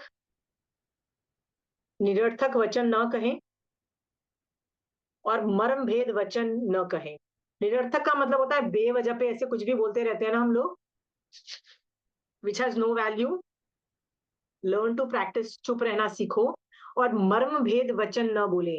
मुझे आपकी पूरी सीक्रेट बात पता है, अच्छे से पता है, और मैं सबके सामने बोल दूं, किस किस को बुरा लगेगा बताओ? एक तो ना कोई मुझ पे विश्वास भी नहीं करेगा। क्यों नहीं करेगा? यदि मैं आपकी बुराई किसी के सामने कर सकती हूँ, तो सबको भी पता है ना कि यार ये ना मेरी भी कहीं ना कहीं जाके तो करती ही होगी बुराई, ठीक है? मेरे सामने नहीं करेगी तो कहीं ना कहीं पूरी पर्सनालिटी खराब हो जाती है, पूरा चारित्र खराब हो जाता है, पूरा करेक्टर, मतलब वो आदमी का जो इमेज है ना, वो ही खराब हो जाता है। प्लीज मर्म भेद वचन नहीं बोलो। ये तो मुझे लगता है अनादिकाल के संस्कार में आ जाने चाहिए। पूजा आ चुके हैं ना? हाँ, किसी की सीक्रेट पेट में रखने की कैपेसिटी आ जानी चाहिए, इतनी आ जानी चाहिए कि अगले भव में भी तुम ये कैरी फॉरवर्ड कर सको। ये अनादिकाल के संस्कार चेंज हो जाने चाहिए, जिसको इंग्लिश में बोलते हैं unconsciously mind should have been retrained, कि किसी की भी जो सीक्रेट चीजें हैं उसको हम कहीं भी एक्सपोज न करें, ठीक है? ये अनकॉन्शियस माइंड में रीट्रेनिंग कर दो पूरी उठा के,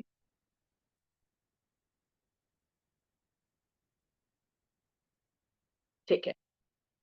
नेक्स्ट है लोहारशाला में, सूने घरों में, दो घरों के बीच में, राजमार्ग में अकेला साधु अकेली स्त्री के साथ न खड़ा रहे और न बातचीत ही नहीं करे, ठीक है? मान लो एक साधु बोलता है मेरे इंटेंशंस बहुत अच्छे हैं, राइट? मैं लड़की से बात कर रहा हूं तो क्या कर रहा हूं, मैं तो उसको मोक्ष मार्ग में जाने की सलाह दे रहा हूं। तो महावीर स्वामी भगवान क्या बोलते हैं? नववार सहित ब्रह्मचर्य पालना है तुमको, ठीक है? Good intentions are not good enough. What do you have to do? नववार फॉलो करो और नहीं करो। तो यहाँ पे बोल दिया भैया कहीं पे भी अकेले साधु को नहीं खड़ा होना चाहिए, नववार के अंदर आता है, ठीक है? Don't leave anything for people to assume. हम यदि पीपल पे छोड़ देते हैं कि भैया अज्यूम कर लो, ये भी बात गलत है, ठीक है? नववार को पालना है। ये विनय में क्यों आता है? ये टॉपिक विनय में क्यों लिया गया है?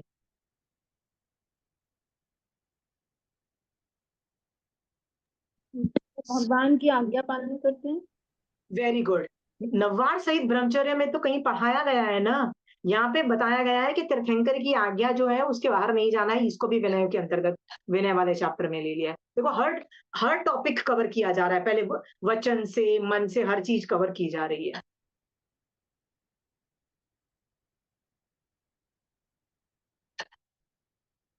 ओके, गुरु का अनुशासन। आचार्य आदि गुरुजन मुझे कोमल अथवा कठोर वचन से जो शिक्षा देते हैं उसमें मेरा ही लाभ है, इस प्रकार विचार कर शिष्य को चाहिए कि वह सावधान होकर उस शिक्षा को अंगीकार करे, ठीक है? आप लोग को एक चीज बताती हूँ, अनेकांतवाद में जो नए है ना, वो कहता है एक वस्तु को अनंत नयों से देखा जा सकता है, देखा जा सकता है, ठीक है? आपने अपने बच्चे को बोला कि मेरे ये रिस्ट्रिक्शंस हैं, कुछ रूल्स एंड रेगुलेशंस हैं। क्या रिस्ट्रिक्शंस हैं? बताइए रजनी जी, आपने अपने बच्चों पे क्या रिस्ट्रिक्शन लगा रखी है कि जहां घर से बाहर जाओ पूरी आजादी है, बट मुझे बता के जाओ कहाँ जा रहे हो, किसके साथ जा रहे हो, कब वापस आओगे, कितने बजे आओगे, सब कुछ पता आपको चाहिए। यू वांट, ये रिस्ट्रिक्शन आपने बच्चों पे लगाई है, ठीक है? आपने किसके लिए लगाई है? उसके प्रोटेक्शन के लिए लगाई है ना, उसकी सिक्योरिटी के लिए कि भैया उसकी हिफाजत रहे, कुछ 19-20 हो तो मैं उसकी मदद कर सकूं, अपने उसकी सुरक्षा के लिए किया है ना। पर बच्चा उसको किसी भी तरह से फ्लिप भी कर सकता है। उसको ये चीज नहीं समझ में आए कि ये तो मेरी सिक्योरिटी के लिए है, और वो बोले कि मेरी मम्मी है ना, पूछो मत यार, बहुत रूल्स एंड रेगुलेशंस लगाती है, बहुत रिस्ट्रिक्शंस लगाती है। राइट रजनी जी, ऐसा हो सकता है ना आपका बच्चा ये बोले, राइट? वो भी एक एंगल बिल्कुल है ना सोचने का, वो भी एक एंगल है। तो फर्क क्या है? फर्क क्या है कि आप गुणग्राही भी हो सकते हो, हर बार अच्छा ही सोचो कि सबका सामने वाले का अच्छा ही इंटेंशन होगा, आप ये भी सोच सकते हो, राइट? या तो आप दोषग्राही भी हो सकते हो, हर बार आप यही सोचो भैया कि there is something wrong wrong, और उसको क्या समझो कि यार यहाँ पे तो हर चीज गलत हो रही है, होता है ना? तो आप दो तरह के लोग होते हैं। कैसे लोग होते हैं? कृष्ण वासुदेव की तरह कैसे होते हैं? गुणग्राही। गुणग्राही। जो मरी हुई गुणग्राही। कुतिया के भी एकदम सुंदर मतलब सब कुछ गलत है, उसमें से भी जो कुछ अच्छा है ना, उठा के वही बना भैया प्रेजेंटेशन, उसमें से अच्छा निकाल ही लिया। वैसे ही आपको देखना है कि गुरु महाराज यदि कठोर वचन बोल रहे हैं ना, तो आप बोल सकते हो कि साला है ही संकी, आप ये बोल सकते हो, राइट? हाँ, बट आप फिर गुणग्राही नहीं होगे, आप उनके गुणों को देखो ना कि यार मेरा गुरु है ही ग्रेट यार, वो तो चाहता है कि मैं सम्यक दृष्टि बनूं, मोक्ष में जाऊं, इसलिए ये मेरे हित के लिए ही बोल रहा है। आप ऐसा भी गुणग्राही के तौर पे सोच सकते हो। आपके हाथ में है कि आप गुणग्राही बनोगे या वही है, द्वेष को ही देख दोषों को ही देखते चले जाओगे, राइट? ये भी विनय के अंतर्गत क्यों लिया गया है, सोचो। विनय के अंदर गुणग्राही वाला दोष मतलब आना चाहिए।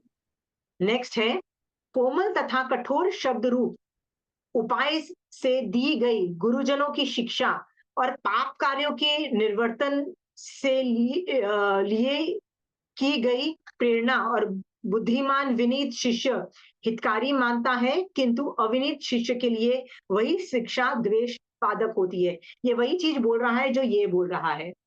इसके लिए ना मैं एक चीज आपको बोलना चाहती हूँ। कई लोग होते हैं जिनको हर बार ना अपनी विक्टिम मेंटालिटी बताना है मेरे साथ बुरा हुआ है, बताने की मन कर रहा है कि मैं कितने मतलब मेरे साथ कितना अत्याचार हुआ, मेरे साथ अच्छा नहीं हो रहा है, मेरी लाइफ खराब है। एक ऐसे बोलने वाले आपको आराम से मिल जाएंगे, ठीक है? तो आपको पहले दिन ही समझ आ जाना चाहिए ये बंदा कैसा है। और ऑन द कॉन्ट्री ऐसे भी कई लोग होते हैं जो उनका कुछ भी कर लोगे ना, उसमें से अच्छा निकाल के आपको प्रेजेंटेशन कर देंगे, ठीक है? महाभारत के अंदर, जैन महाभारत नहीं, हिंदू की जो महाभारत है, मतलब जो हिंदुइज्म टेक्स्ट में है, उसके अंदर कर्ण और कृष्णा में एक बार संवाद होता है, मतलब कर्ण और कृष्णा में, राइट? बहुत अच्छा आर्ग्यूमेंट होता है, बहुत लंबा चलता है, वो पढ़ने लायक है। कर्ण को हमेशा गुस्सा ही आता रहता था, उसको हमेशा लगता था मेरे साथ बहुत बुरा हुआ। क्या बुरा हुआ? मेरी माँ ने उठा के क्या कर दिया, पैदा होते ही मेरे को डिस्कार्ड कर दिया। और क्या किया? मुझे लोग सूत पुत्र बोलते थे। हाँ, और क्या किया? मेरे को ना मेरे टैलेंट पे मेरे को कंपटीशन में उतरने नहीं दिया जा रहा। ऐसे बहुत सारी चीजें उसने की, आर्ग्यू किया। तो कृष्णा उसको बोलता है, भाई मेरे, जब देखो तू रोता रहता है, जब देखो तू करता है। भैया तू सूत पुत्र है, इसलिए तेरे को क्या बोला जा रहा है? सूत पुत्र। मैं कौन सा ग्रेट हूं? मुझे भी लोग ग्वाला ही बोलते हैं। वो भी पहले गाय चराता था ना कृष्णा, राइट? कहते हैं पर मेरे को जब कोई ग्वाला बोलता है तो मैं उसको इंसल्ट नहीं ले रहा हूं। क्यों नहीं ले रहा हूं इंसल्ट? क्योंकि वो मेरा काम था, मैं काम करता था, मैं गाय चराता था। तो मुझे कोई गाय चराने वाला बोलता था तो मैं बोलता था ठीक है। तो तेरे को कोई सूत पुत्र बोलता है तो कहाँ गलत बोलता है? तू सूत पुत्र है। अंडरस्टूड? झूठ क्यों बोल रहा है? फिर वो करण कृष्णा उसको बोलता है, तेरे को गुस्सा है कि तेरी माँ ने तेरे को पैदा होते ही छोड़ दिया, ठीक है? तो भैया मेरे साथ भी उससे ज्यादा ही हुआ है। मैं भी जब पैदा हुआ ना, राइट, तो मेरे माँ बाप की जो हालत थी ना, उन्होंने भी मुझे पहले जैसे ही मैं पैदा हुआ ना, आई वॉज ऑल्सो डिस्कार्डेड, ठीक है? और डिस्कार्डेड इन द सेंस कि पूरी दुनिया से ओंझल होके जहां मुझे डिस्कार्ड किया गया, किसी को नहीं पता था। फिर भी 50 लोग मेरे पीछे पड़े हुए थे मेरे को मार डालने के लिए। कभी पूतना आ रही है मार डालने के लिए, कभी कोई आ रहा है मुझे मार डालने के लिए। कहता है मेरे को वहां पे जहां पे मैं भेजा गया ना, वहां भी मैं सिक्योर्ड नहीं था। मतलब ऐसा नहीं था कि मेरी कोई रक्षा करने वाला था, मैं अपनी रक्षा खुद ही कर रहा था, क्योंकि उन लोगों को थोड़ी ना पता था कि कोई आ रहा है। तो पूतना को मारने वाला भी खुद कृष्णा खुद ही मार रहा है, खुद ही कर रहा है। हाँ, ये सब चीजें ना कृष्णा उसको बोलता है तुम बहुत बिटर हो अंदर से। बिटर का मतलब है अंदर से तुम बहुत कड़वे हो चुके हो कि मेरे साथ मेरे माँ बाप ने बुरा किया, मेरे साथ दुनिया ने बुरा किया, मेरे साथ सब लोगों ने बुरा किया, पूरी दुनिया बुरी है मेरे साथ, ठीक है। हाँ, कहता है मेरे साथ भी वही हुआ। I had the similar life, I did not have an easy life, know my life was not easy at all, ठीक है। पर मैं रो रहा हूँ, मैं रोए पीट रहा हूँ, पकड़ा पकड़ा के लोगों को सुना रहा हूँ कि तुमने मेरे साथ कितना गलत किया, राइट। गुणग्राही और जो आदमी सारे गलत काम करता है वो वही होता है। हम लोगों ने ना महाभारत कहाँ से सीखी है मैं आपको बताती हूँ। हम लोगों ने महाभारत टीवी में सीखी है। जब हम छोटे थे ना महाभारत टीवी पे आती थी ना, राइट। हम लोगों ने कभी Mahabharata as a text book, जो जिसको बोलते हैं ना, जैसे हम आगम है हमारे, तो उनकी भी एक किताबें हैं, महाभारत की किताबें हैं, ठीक है। हमने वो कभी नहीं पढ़ी। यदि हम कभी वो पढ़ लेना तो हमको रियलाइज होगा कि कर्ण एज अ कैरेक्टर जो है ना इतना ग्रेट स्ट्रॉन्ग कैरेक्टर नहीं है। In fact it is one of the negative characters in in that book, negative characters बताया गया है, ठीक है। बट हमने चूंकि टीवी की सीरियल ही देखा, टीवी सीरियल देखा मतलब हमने बस वो एक प्रोडक्शन को देखा, हमको क्या लगता था कर्ण तो बहुत अच्छा है। फिर हमको दानवीर कर्ण नाम सुन लिया, ठीक है, बहुत कुछ सुन लिया, हमको लगता है कर्ण ग्रेट है। बट यदि कोई महाभारत की ओरिजिनल किताब पढ़ लेना, दे विल नॉट रिस्पेक्ट करण, ठीक है। क्योंकि the difference was this victim mentality. क्या विक्टिम मेंटालिटी? मेरे साथ बुरा हो रहा है, मेरे साथ बुरा हुआ, तुम लोग मेरे साथ बुरा कर रहे हो, राइट। इसलिए मुझे बदला लेना है, इसलिए मैं सामने वाले का बाजा बजाऊंगा, इसलिए मैं चीर हरण भी, मतलब होता है ना, दुर्योधन ने चीर हरण किया, कौन खड़ा था साइड में? करण। समझ में आया? सब कुछ में हिस्सेदारी था, सारे गलत काम करने में हिस्सेदारी था, ठीक है। मतलब मैं मारूंगा पांडव को, ये भी उसने सोच लिया था, ठीक है। मैं आर्ग्यूमेंट आपको ये सब इसलिए दे रही हूं कि जो आदमी विक्टिम मेंटालिटी वाला होता है ना, वो द्वेष भी रखता है, बदला लेने की भावना भी रखता है। सोचो कितने एंगल से वो कर्मबद्ध कर रहा है। यदि मैं रजनी जी, मैं आपके बारे में सोचूं कि यार आपने मेरे साथ बुरा किया, मैं आपके साथ बदला लूंगी और रिवेंज की भावना रखूंगी, और मेरे साथ बुरा हुआ है, जब देखो आपको गाली देती रहूंगी, मैं हर बार सोच, जब मैं वो सोचती हूँ ना, मैं कर्मबद्ध करती हूँ, ठीक है रजनी जी। हाँ, करती बिल्कुल हूँ। बिल्कुल। कितना कितना ज्यादा कर्मबद्ध है, सोच के देखो। पहले तो इल्जाम लगा रही हूँ, हाँ, पर सम्यक दृष्टि जीव कैसे सोचेगा बताइए? वो अपना कर्म उदय देखेगा और शांत रहेगा, एग्जैक्टली समभाव कि से चले। मेरे माँ बाप ने मुझे क्यों छोड़ दिया पैदा होने पे? मेरे कर्म उदय, कर्म उदय। मेरे कर्म उदय ना। कर्म उदय हम्म, बड़े फनी से होते हैं, बड़े बड़े अमेजिंग होते हैं, बड़े मतलब अजीबो गरीब होते हैं, ठीक है। सीता ने भी जब जब उसको रावण उठा के ले गया, अपनी मेहनत पे बेचारी ने किसी भी तरह से सरवाइव किया उस सिचुएशन में। उसके बाद भी जब वो राम ने उसको छुड़ा के लेके आया, तो सीता ने किसको दोष दिया?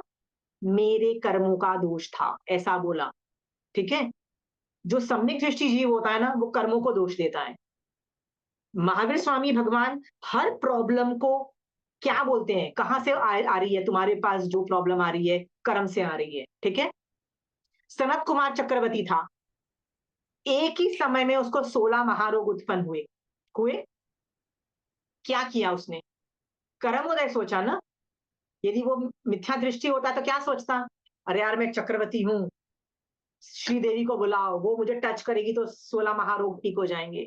या वैद को बुलाओ, 16 महा, चक्रवर्ती के पास तो 9 निधि होती है, 9 निधि में हर तरीके का इलाज भी तो होता है ना, हर तरह की मेडिसिन आर अवेलेबल। वो इलाज करने की पूरी कोशिश करता, चाहे वो इलाज होता नहीं होता वो बात अलग है, कोशिश करता। सम्यक दर्शन इतना स्ट्रांग था, बॉस दिस इज अ कर्मोदय, मुझे कर्मों को डिस्ट्रॉय करना है, ठीक है। चाहे आगे चल के उसको लब्धि भी उत्पन्न हो गई तो क्या हुआ? मुझे लब्धि से भी ना फर्क नहीं पड़ता है, मुझे कर्मों को उखाड़ना है। मैं वापस बोलती हूँ, महावीर स्वामी भगवान कान में से आराम से कील निकाल सकते थे। क्या हाथ नहीं थे महावीर स्वामी भगवान के पास? थे ना? थे कि नहीं थे? पहले तो गाड़ ने क्यों दिया? मुझे ये ऑब्जेक्शन है भैया, बोलो ना excuse me, what are you doing here, you are not suppose to do that. पहले जब उसने स्टार्ट किया था तभी रोक देते हैं। और मान लो ठोक भी दिया अंदर, तो boss pull it, pull it. Mahavir Swami भगवान भी तो व्रज ऋषभ नारद सहनन है ना, बहुत स्ट्रॉन्ग बॉडी है ना। क्या एक छोटा सा काम नहीं कर सकते हैं? ये काम नहीं कर सकते थे निकालने का? क्यों नहीं निकाला?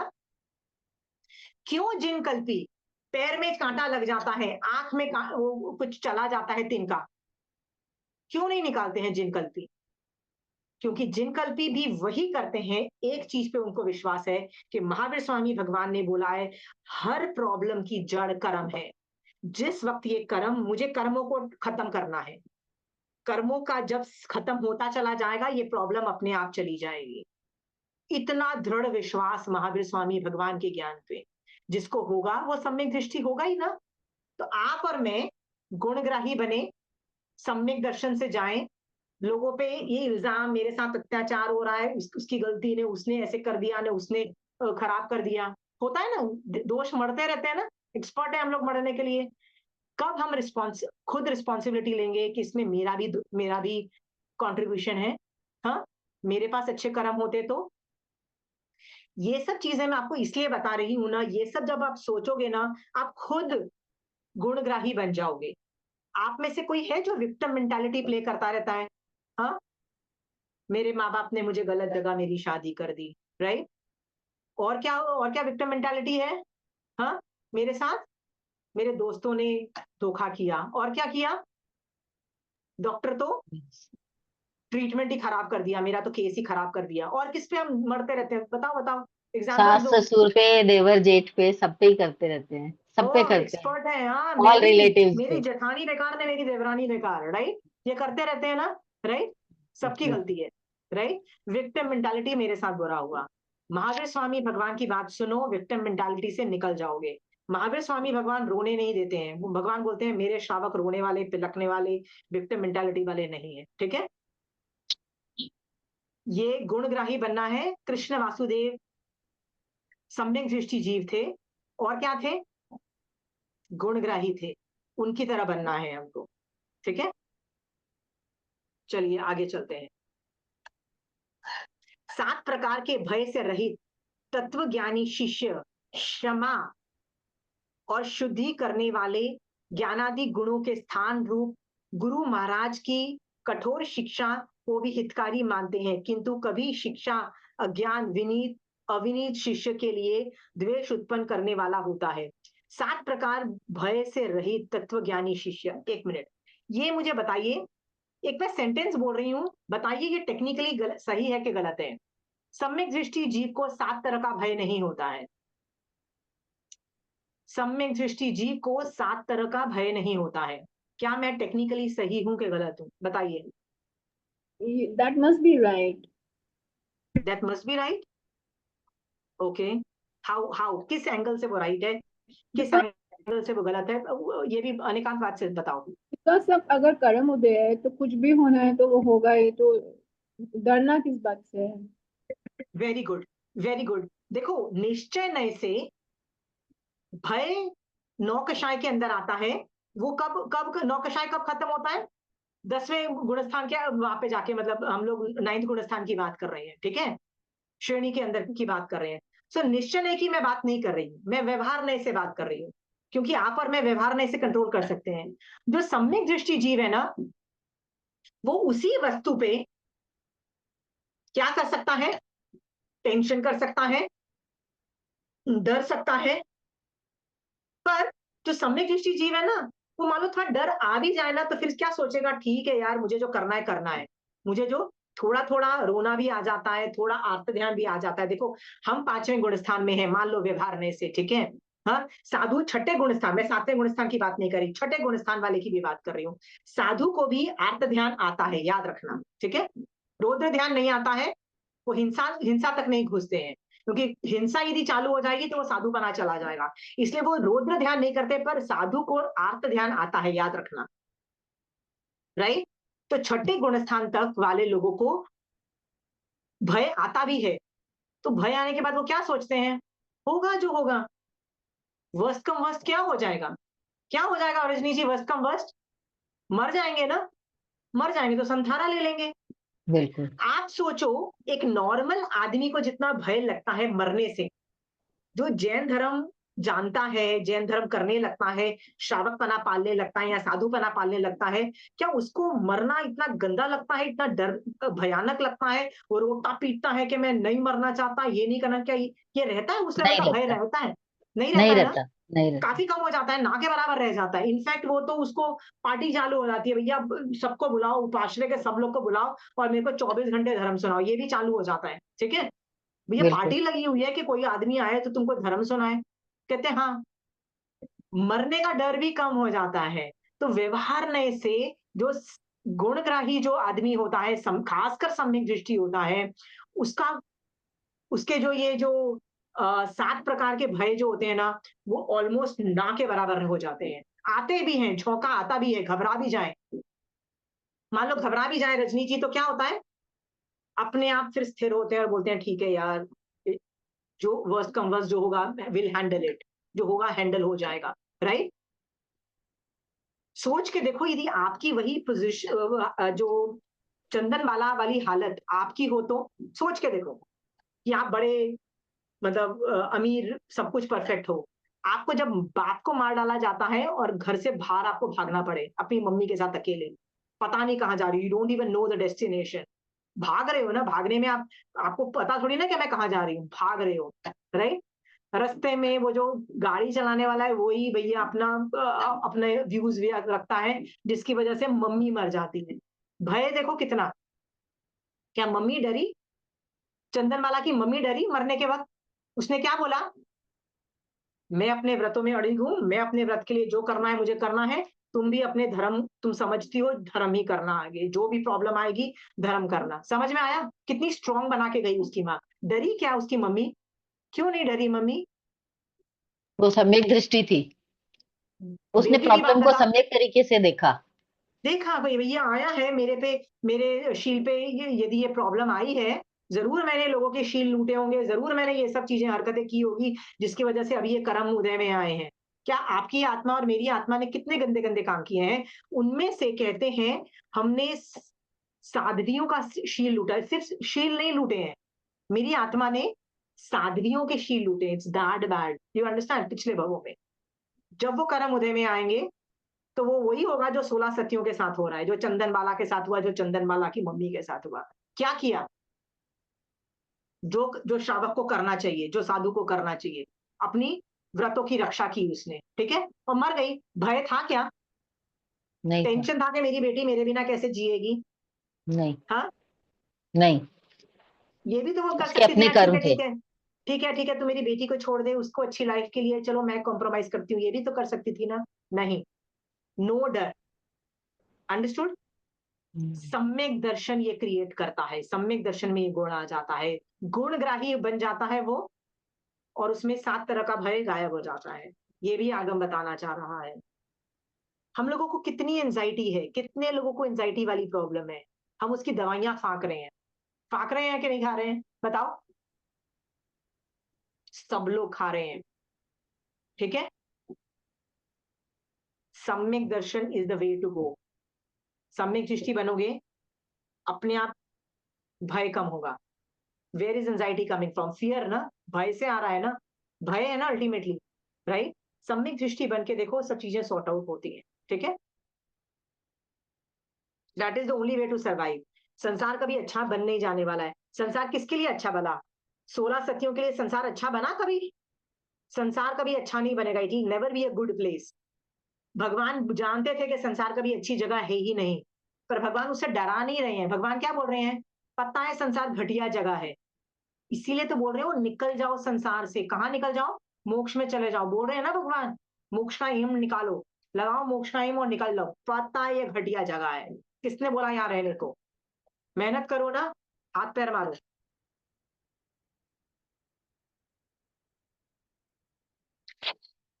आप में से कितने लोगों को विक्टिम मेंटालिटी किसी चीज पे आती है, या किया? थोड़ी देर आ गई वो बात अलग है, पर यदि वो लगातार आए तो प्रॉब्लम आता है। ठीक है?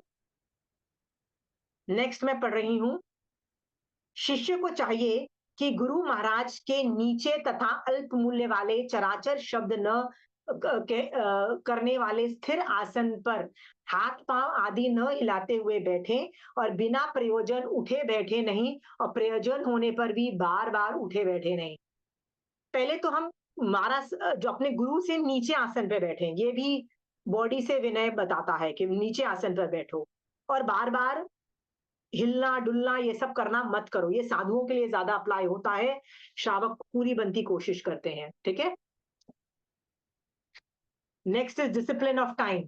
साधु समय पर भिक्षादि के लिए निकले और समय हो जाने पर लौट आवे, अकाल को वर्ज कर नियत समय पर उस काल की क्रिया का आचरण करे। This showing the discipline of time, कि साधु की जो चर्या है ना, फुल डे का जो पूरा दिन का काम होता है ना, वो भी क्या है, डिसिप्लिन्ड है।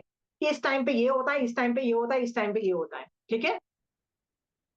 तो खाना खाने के लिए भी समय पे जाए आए, ये चीज भी श्रावक पूरी बनती कोशिश कर सकता है। डिसिप्लिन तरीके से खाना पीना तो डिसिप्लिन तरीके से खाना ही चाहिए, नहीं तो तबीयत तो तुम्हारी खराब होगी। बट ऑफ कोर्स हम श्रावक को काफी लेवरेज है कि हम आगे पीछे भी करते ही हैं, ठीक है। Eshana samiti, wise discipline of time taken under vinay. Wise discipline of time taken under vinay, सोच के देखो, क्योंकि तीर्थंकर की आज्ञा है, याद रखो तीर्थंकर की आज्ञा है। आपको पता है time table of a Sadhu is fixed, श्रावक का फिक्स नहीं है पर साधु का फिक्स्ड है। आप देखो बहुत आगमों में, इसी आगम के अंदर आगे चल के जब साधु का वर्णन आता है तो टाइम टेबल आएगा कि सुबह ये करे, शाम को ये करे, ये इस टाइम ये करे, ऑल द टाइम्स डिसिप्लिन और टाइम। जब आप तीर्थंकर की आज्ञा को फॉलो कर रहे हो वो विनय के अंतर्गत आ रहा है, ठीक है। नेक्स्ट है ऐशना समिति। साधु जहां जिमनवार की पंक्ति बैठी हो वहां खड़ा न रहे, किंतु पृथक पृथक घरों से दाता द्वारा दिए हुए शुद्ध आहार की गवेषणा करे। अणगारोचित योग्य रीति से नियमानुसार आहार की गवेषणा कर आहार करने के समय परिमित आहार का भोजन करे। अभी यहाँ पे ना, यदि मान लो कहीं एक जिमनवार हो रहा है, मतलब कहीं पार्टी हो रही है, एक साधु वहां जाके एक ही जगह से सारा खाना ले सकता है, तो भगवान की आज्ञा नहीं है, बॉस, नॉट अलाउड। अलग अलग घरों में जाके थोड़ा थोड़ा आहार, जैसे गोचरी का रूल है वैसे फॉलो करो, और लाके परिमित आहार का भोजन करो। परिमित मतलब लिमिटेड। आपका साधु साध्वी और नपुंसक जो जो साधु होते हैं, उनका खाना फिक्स्ड है, कितने कवल का, उतना ही परिमित आहार करना है, नहीं तो तीर्थंकर की आज्ञा का अविनय होता है, ये भी विनय के अंतर्गत, ठीक है।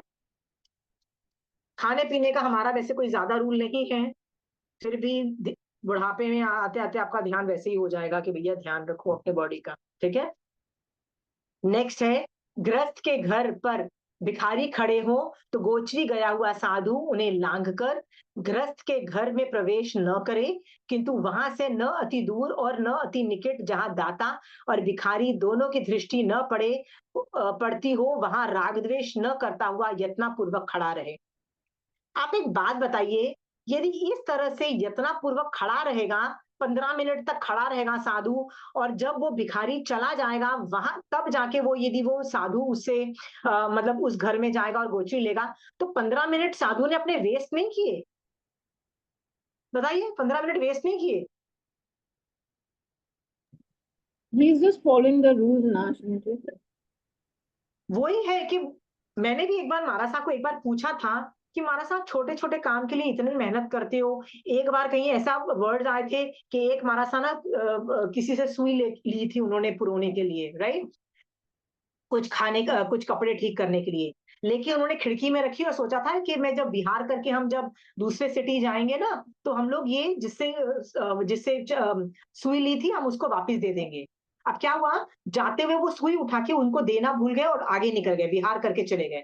उनको क्या पता लगा जब 20-30 किलोमीटर आगे चले गए कि बॉस मैंने तो ये गड़बड़ मचा दी है, तो वापस आए। तो आप बोलोगे सच अ वेस्ट ऑफ टाइम। तो जब मान लो महाराज साहब से पूछा गया कि महाराज साहब such a waste of time and energy, energy भी तो वेस्ट हुई ना, 20 किलोमीटर गए, 20 किलोमीटर वापस आ गए, राइट। तो महाराज साहब बोलते हैं हमको काम ही क्या है, what else do we have to do, as if 20 kilometre जाके हमको कुछ वहां पे कुछ झंडा गाड़ना था। हाँ, हमको तो बस एक ही काम है, वो है तीर्थंकर की आज्ञा को फॉलो करना। तीर्थंकर ने क्या बोला है, जिससे जो चीज है ली है उसको वापस दो, क्योंकि हमारा अदित्ता दान नाम का मतलब वो एक है ना, ली हुई चीज you have to surrender, right. क्योंकि हम लेके ही आए थे ये बोल के कि हम ये वापस लौटाएंगे। खाना वापस नहीं लौटाते हैं, बट सुई, ऐसी कई चीजें टेक्निकल होती है जो वापस, पाटला, ये सब जो होते हैं ना, ये हैंड ओवर वापस करने हैं।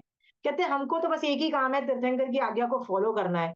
हम वहां पे 20 किलोमीटर जाके क्या उखाड़ लिया लेंगे हम उधर नहीं जाके इधर घुस वापस आ गए। इधर भी सब तो तीर्थंकर की आज्ञा में तो रहे ना। तो महाराज साहब ने जब ये इजी तरीके से बोला ना, तब हमको रियलाइज हुआ कि हमको क्या लगता है 20 किलोमीटर आगे जाके कुछ करना है, वापस जाके कुछ और करना है, वहां से दूसरी शहर में जाके इतने लोगों को व्याख्यान देके इतने लोगों को प्रतिबोध करना है। महाराज साहब कहते हैं ना, हमको ये सब काम नहीं है। हमको क्या काम है? हमको ये बड़े बड़े काम नहीं करने हैं। हमको तो भैया तीर्थंकर की आज्ञा फॉलो करनी है। आज्ञा के अंदर ये था कि बॉस जिससे ली थी उसको वापस देना चाहिए था, वापस चल जाएंगे। हमको फर्क नहीं पड़ता कि दूसरे शहर में पहुंचे नहीं पहुंचेंगे तो क्या जाता है, राइट? वहां के लोगों को प्रतिबोध नहीं मिलेगा तो क्या जाता है? ये हमारा काम है प्रतिबोध देना? नहीं, राइट? सामने वाला विनय करेगा, सामने वाला आगम पढ़ के भी उतनी ही निर्जरा करके सम्यक दृष्टि बन के मोक्ष जा सकता है। हमारी जरूरत नहीं, हम तो सिर्फ निमित्त मात्र है। साधु बोलता है, राइट? साधु को ये दादागिरी नहीं है कि जाना ही जाना है, जाना ही जाना है। अंडरस्टूड? ये एग्जांपल्स मैं आप लोगों को क्यों दे रही हूं? बताने के लिए कि हमको लगता है ओ महाराज साहब वापस 20 किलोमीटर आए, oh my God Maharaj Sahab is so great. No Maharaj Sahab things we are not great. हमको लगता है महाराज साहब को ये करना है वो करना है, क्योंकि हमारी जिंदगी में ऐसा है। हमारी जिंदगी में क्या है रजनी जी? सुबह ये किया हमने, दोपहर को ये करना है, रात को ये करना है ना? और कल सुबह उठ के ये काम हो जाने चाहिए। हमारे हमारे दिमाग में मिशंस होते हैं, बड़े बड़े मिशंस हैं। साधु के दिमाग में कोई मिशन ही नहीं है। साधु बोलता है हमको कोई मिशन ही नहीं है। क्या मिशन है? बस एक मिशन है, तीर्थंकर की आज्ञा को फॉलो करना, बस। ये है ही नहीं हमको कोई और मिशन। हमको यहाँ से दूसरे शहर जाना है भाई, पहुंच गए तो पहुंच गए, नहीं पहुंचे तो नहीं पहुंचे, ठीक है? जहां भी सनसेट हो जाएगा हम वहीं रुक जाएंगे, ठीक है? जहां सचित का सिंगाटा बारिश वारिश हो गई हम वहीं ठहर जाएंगे। हमको तो कुछ फिक्स नहीं है, हमारा तो कुछ अता पता नहीं है कि फ्यूचर में क्या होने वाला है हमारा। कल खाना मिलेगा नहीं मिलेगा, ये होगा वो होगा, हम कुछ पड़ी नहीं है हमको। हमको बस तीर्थंकर की आज्ञा को फॉलो करना है। उनकी लाइफ कितनी ईजी है, उनको कोई मिशन नहीं है। आप लोग को कितने सारे मिशन है बताइए? मिशन है ना? आज शाम का ही मिशन होगा, पहले तो कोई गेस्ट आ रहा है तो उसके लिए खाना बना, बहुत सारे मिशन है। आपको लगता है यार वापस सुई वापस देने जाओ, चल छोड़ना, right? They don't have mission, they are very clear. हमारे मिशन अलग ही है। हम कभी वो मिशन नहीं समझ पाते हैं। साधु का मिशन क्या है? तीर्थंकर की आज्ञा को फॉलो करना, सिंपल सा मिशन। कितना प्यारा सा मिशन। काश मुझे भी ऐसा मिशन मिल जाए, राइट? हो जाए ना? एनीवे, सो ये अभी थोड़ा और ये चैप्टर है ना, और भी बाकी है, 3-4 पेजेस हैं। मुझे नहीं लगता है मैं खत्म कर पाऊंगी आज, तो अपन यहाँ पे रुक जाते हैं। मेरे को ना 2-3 सवाल आप लोगों से पूछने हैं।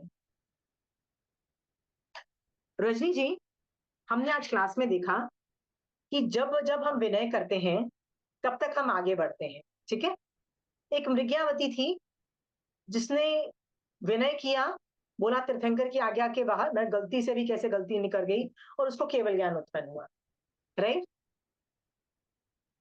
एक दूसरे लोग हैं जो विनय करके कहां से कहां पहुंच जाते हैं, और एक हम हैं कि सम्यक दर्शन का भी अता पता नहीं है कि सम्यक दर्शन भी हुआ कि नहीं हुआ, कि मिथ्यात्व के कर्म भी हटा पाए कि नहीं हटा पाए, ये भी अता पता नहीं है। हमारी हम कहाँ गड़बड़ जा रहे हैं? तो मुझे तो लग रहा है हम विनय में ही मोस्टली गड़बड़ जा रहे हैं। विनय में ही मोस्टली गड़बड़ जा रहे हैं। वापस रीअसेस करो विनय को, विनय को वापस रीअसेस करो कि क्या मैं विनय के अंदर तो गलत नहीं जा रही, क्योंकि सम्यक दर्शन मैंने आपको बार बार बता रही हूँ is all about vinay, is all about vinay. तो मुझे क्यों सम्यक दर्शन नहीं हो रहा है? विनय करने से सम्यक दर्शन होता है, ये गारंटी महावीर स्वामी भगवान दे रहे हैं।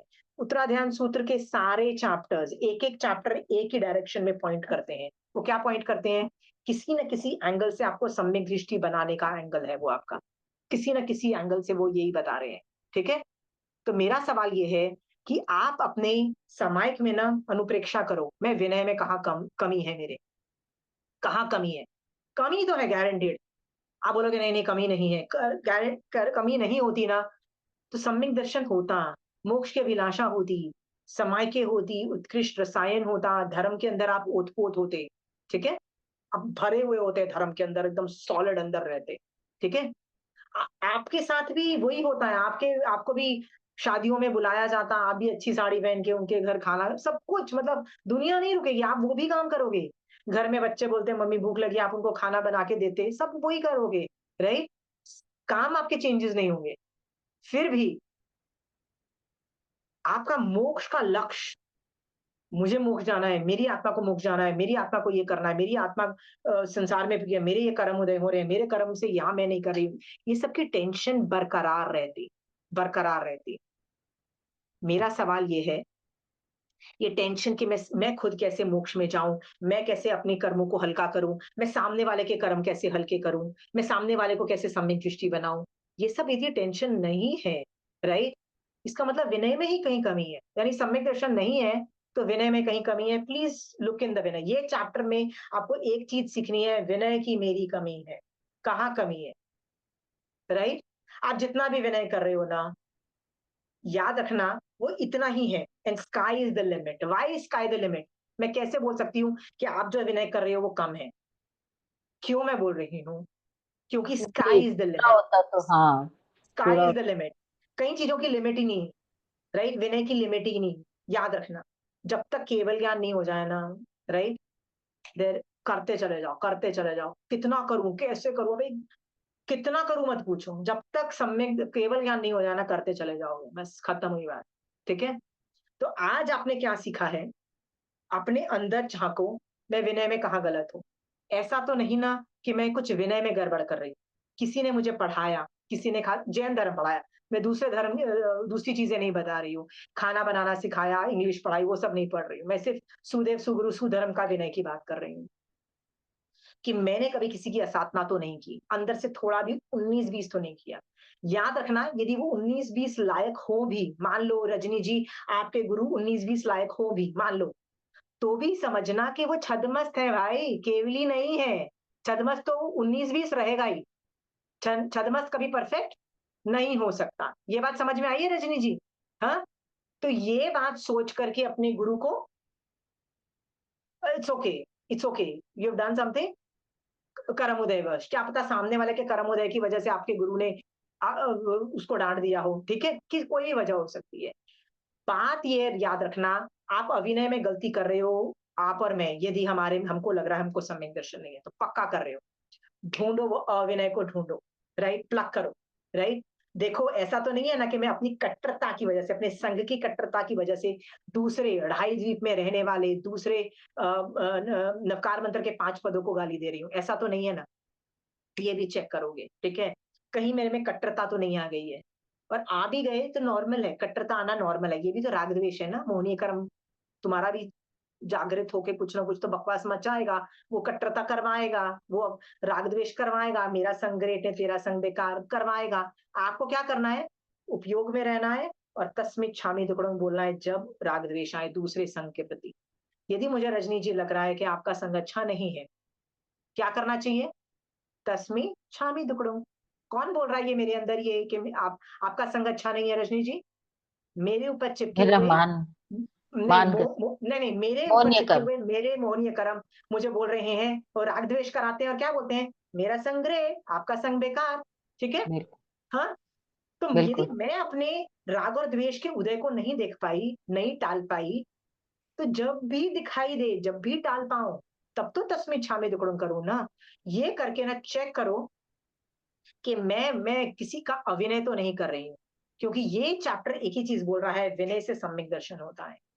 और स्काई इज द लिमिट। मुझे मत पूछो कि मैं एक समायिक करूं कि 2 समायिक करूं विनय की, मैं तो बोलूं एक समायिक जरूर करो। मैं बेयर मिनिमम मांग रही हूँ, मैंने बताया ना, मैं हर चीज बेयर मिनिमम मांगती हूँ आपसे, ठीक है?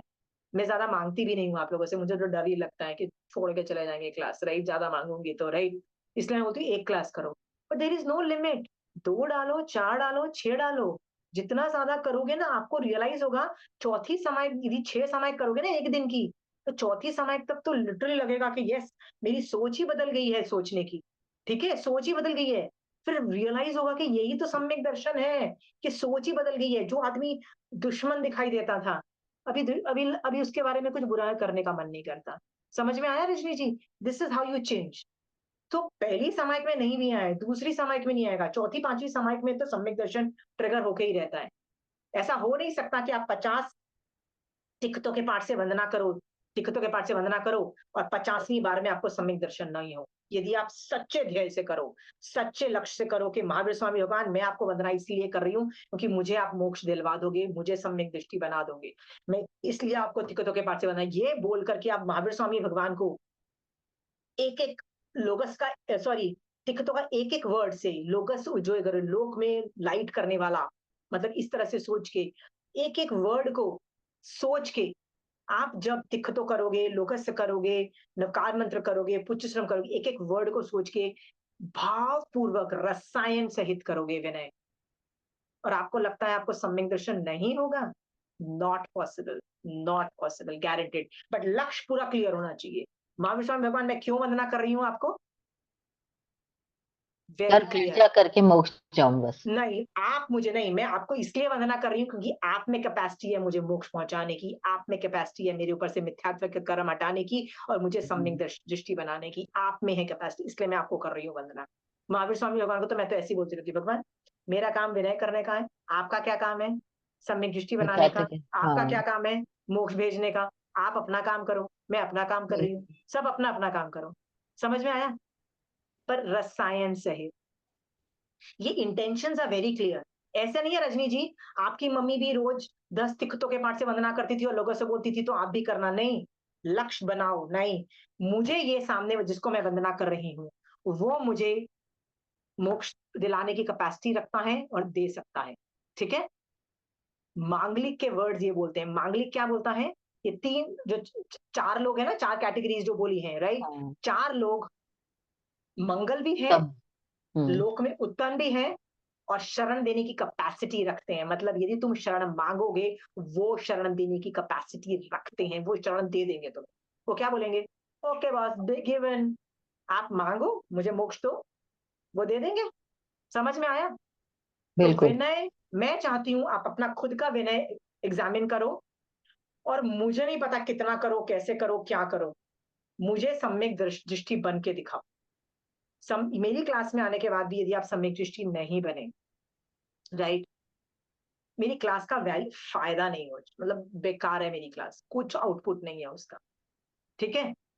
मेरी क्लास में आने वाले लोग पुरुषार्थ, ये तो सुन रहे हो आप, उसके सुनने के बाद आपको बैठ के पुरुषार्थ करना है। पुरुषार्थ कैसे करना है? देखो मैं कहाँ विनय कर रही हूँ, मैं विनय कैसे बढ़ा सकती हूँ? अच्छा विनय तो बढ़ रहा है, अभी रसायन कैसे बढ़ाऊं? अच्छा रसायन बढ़ गया, मांगू क्या? मांगो, क्या मांग रही हूँ? मैं इधर उधर की गलत चीजें तो नहीं मांग रही हूँ ना, इधर उधर तो नहीं भटक गई हूँ ना, मांग रही हूँ। और भगवान का बहुत विनय। फिर उन लोगों को याद करो कि भगवान आपने उसको भी तो देखो तार दिया, आपने उसको भी तार दिया, आपने उसको भी तार दिया, अब मेरे को भी तारो। समझ में आया? हाँ, डिमांड, डिमांड मोक्ष, डिमांड सम्यक दर्शन। ठीक है?